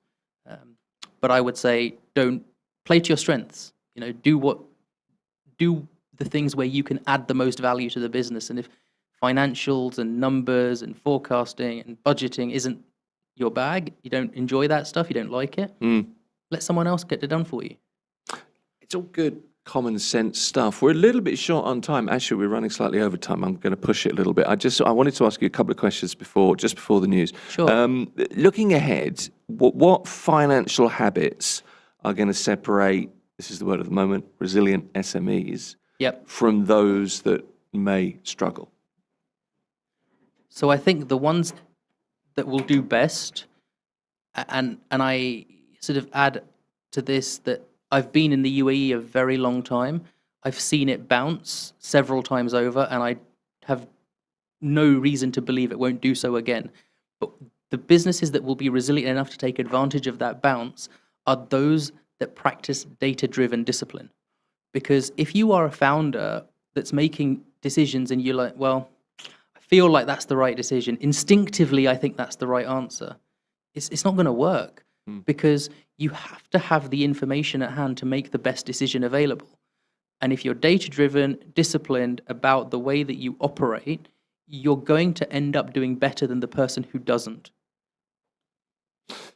The last thing, and I want to squeeze this in quickly, they're all looking at me now, so I know I need to go to the news, but I came across this quotation online, and it's attributed to you, and I really liked it, and I wanted to mention it this morning. I don't know if you said it or not, but you can confirm or deny. Okay. Most SMEs don't fail because they have a bad product. They fail because they have a leaky bucket. Yep. Is this is you? It is. And I really like the bucket analogy. I just wanted you to finish that off, if you would. Sure. So I think that the place it came from was people spend so much time trying to pour water and fill up their bucket with new business. Yeah. Prospects, leads, top of the sales funnel, as much as they can do in terms of generation of new business. But then they forget about it. They pour into the top of it, and then they say, well, okay, but then what's the cost to service that? Am I hiring this person? Is it the right hire? Are they at the right level? Are they fully utilized? It's just leaks all the way through. Yeah. And the reason for that is people have this tendency, and I say it again, to have a kind of adrenaline hit of winning new business. And listen, I'm no different to the next person. I like to win, right? And everybody likes to win. But you have to have the discipline to say, you know what, at that price, it's just not worth it. Yeah. And if your bucket's got holes in it, you're never going to fill it, are you? Absolutely There right. you go. Okay, SME Financial Fragility on the Morning Drive. Zaid Abu Baker is the founder and CEO of Compass Point Consulting. Zaid, it's been good to talk to you. Thank you. My pleasure. Thank you for having me. Appreciate it. This is Mira Business FM. Mira Business FM, where business comes to talk.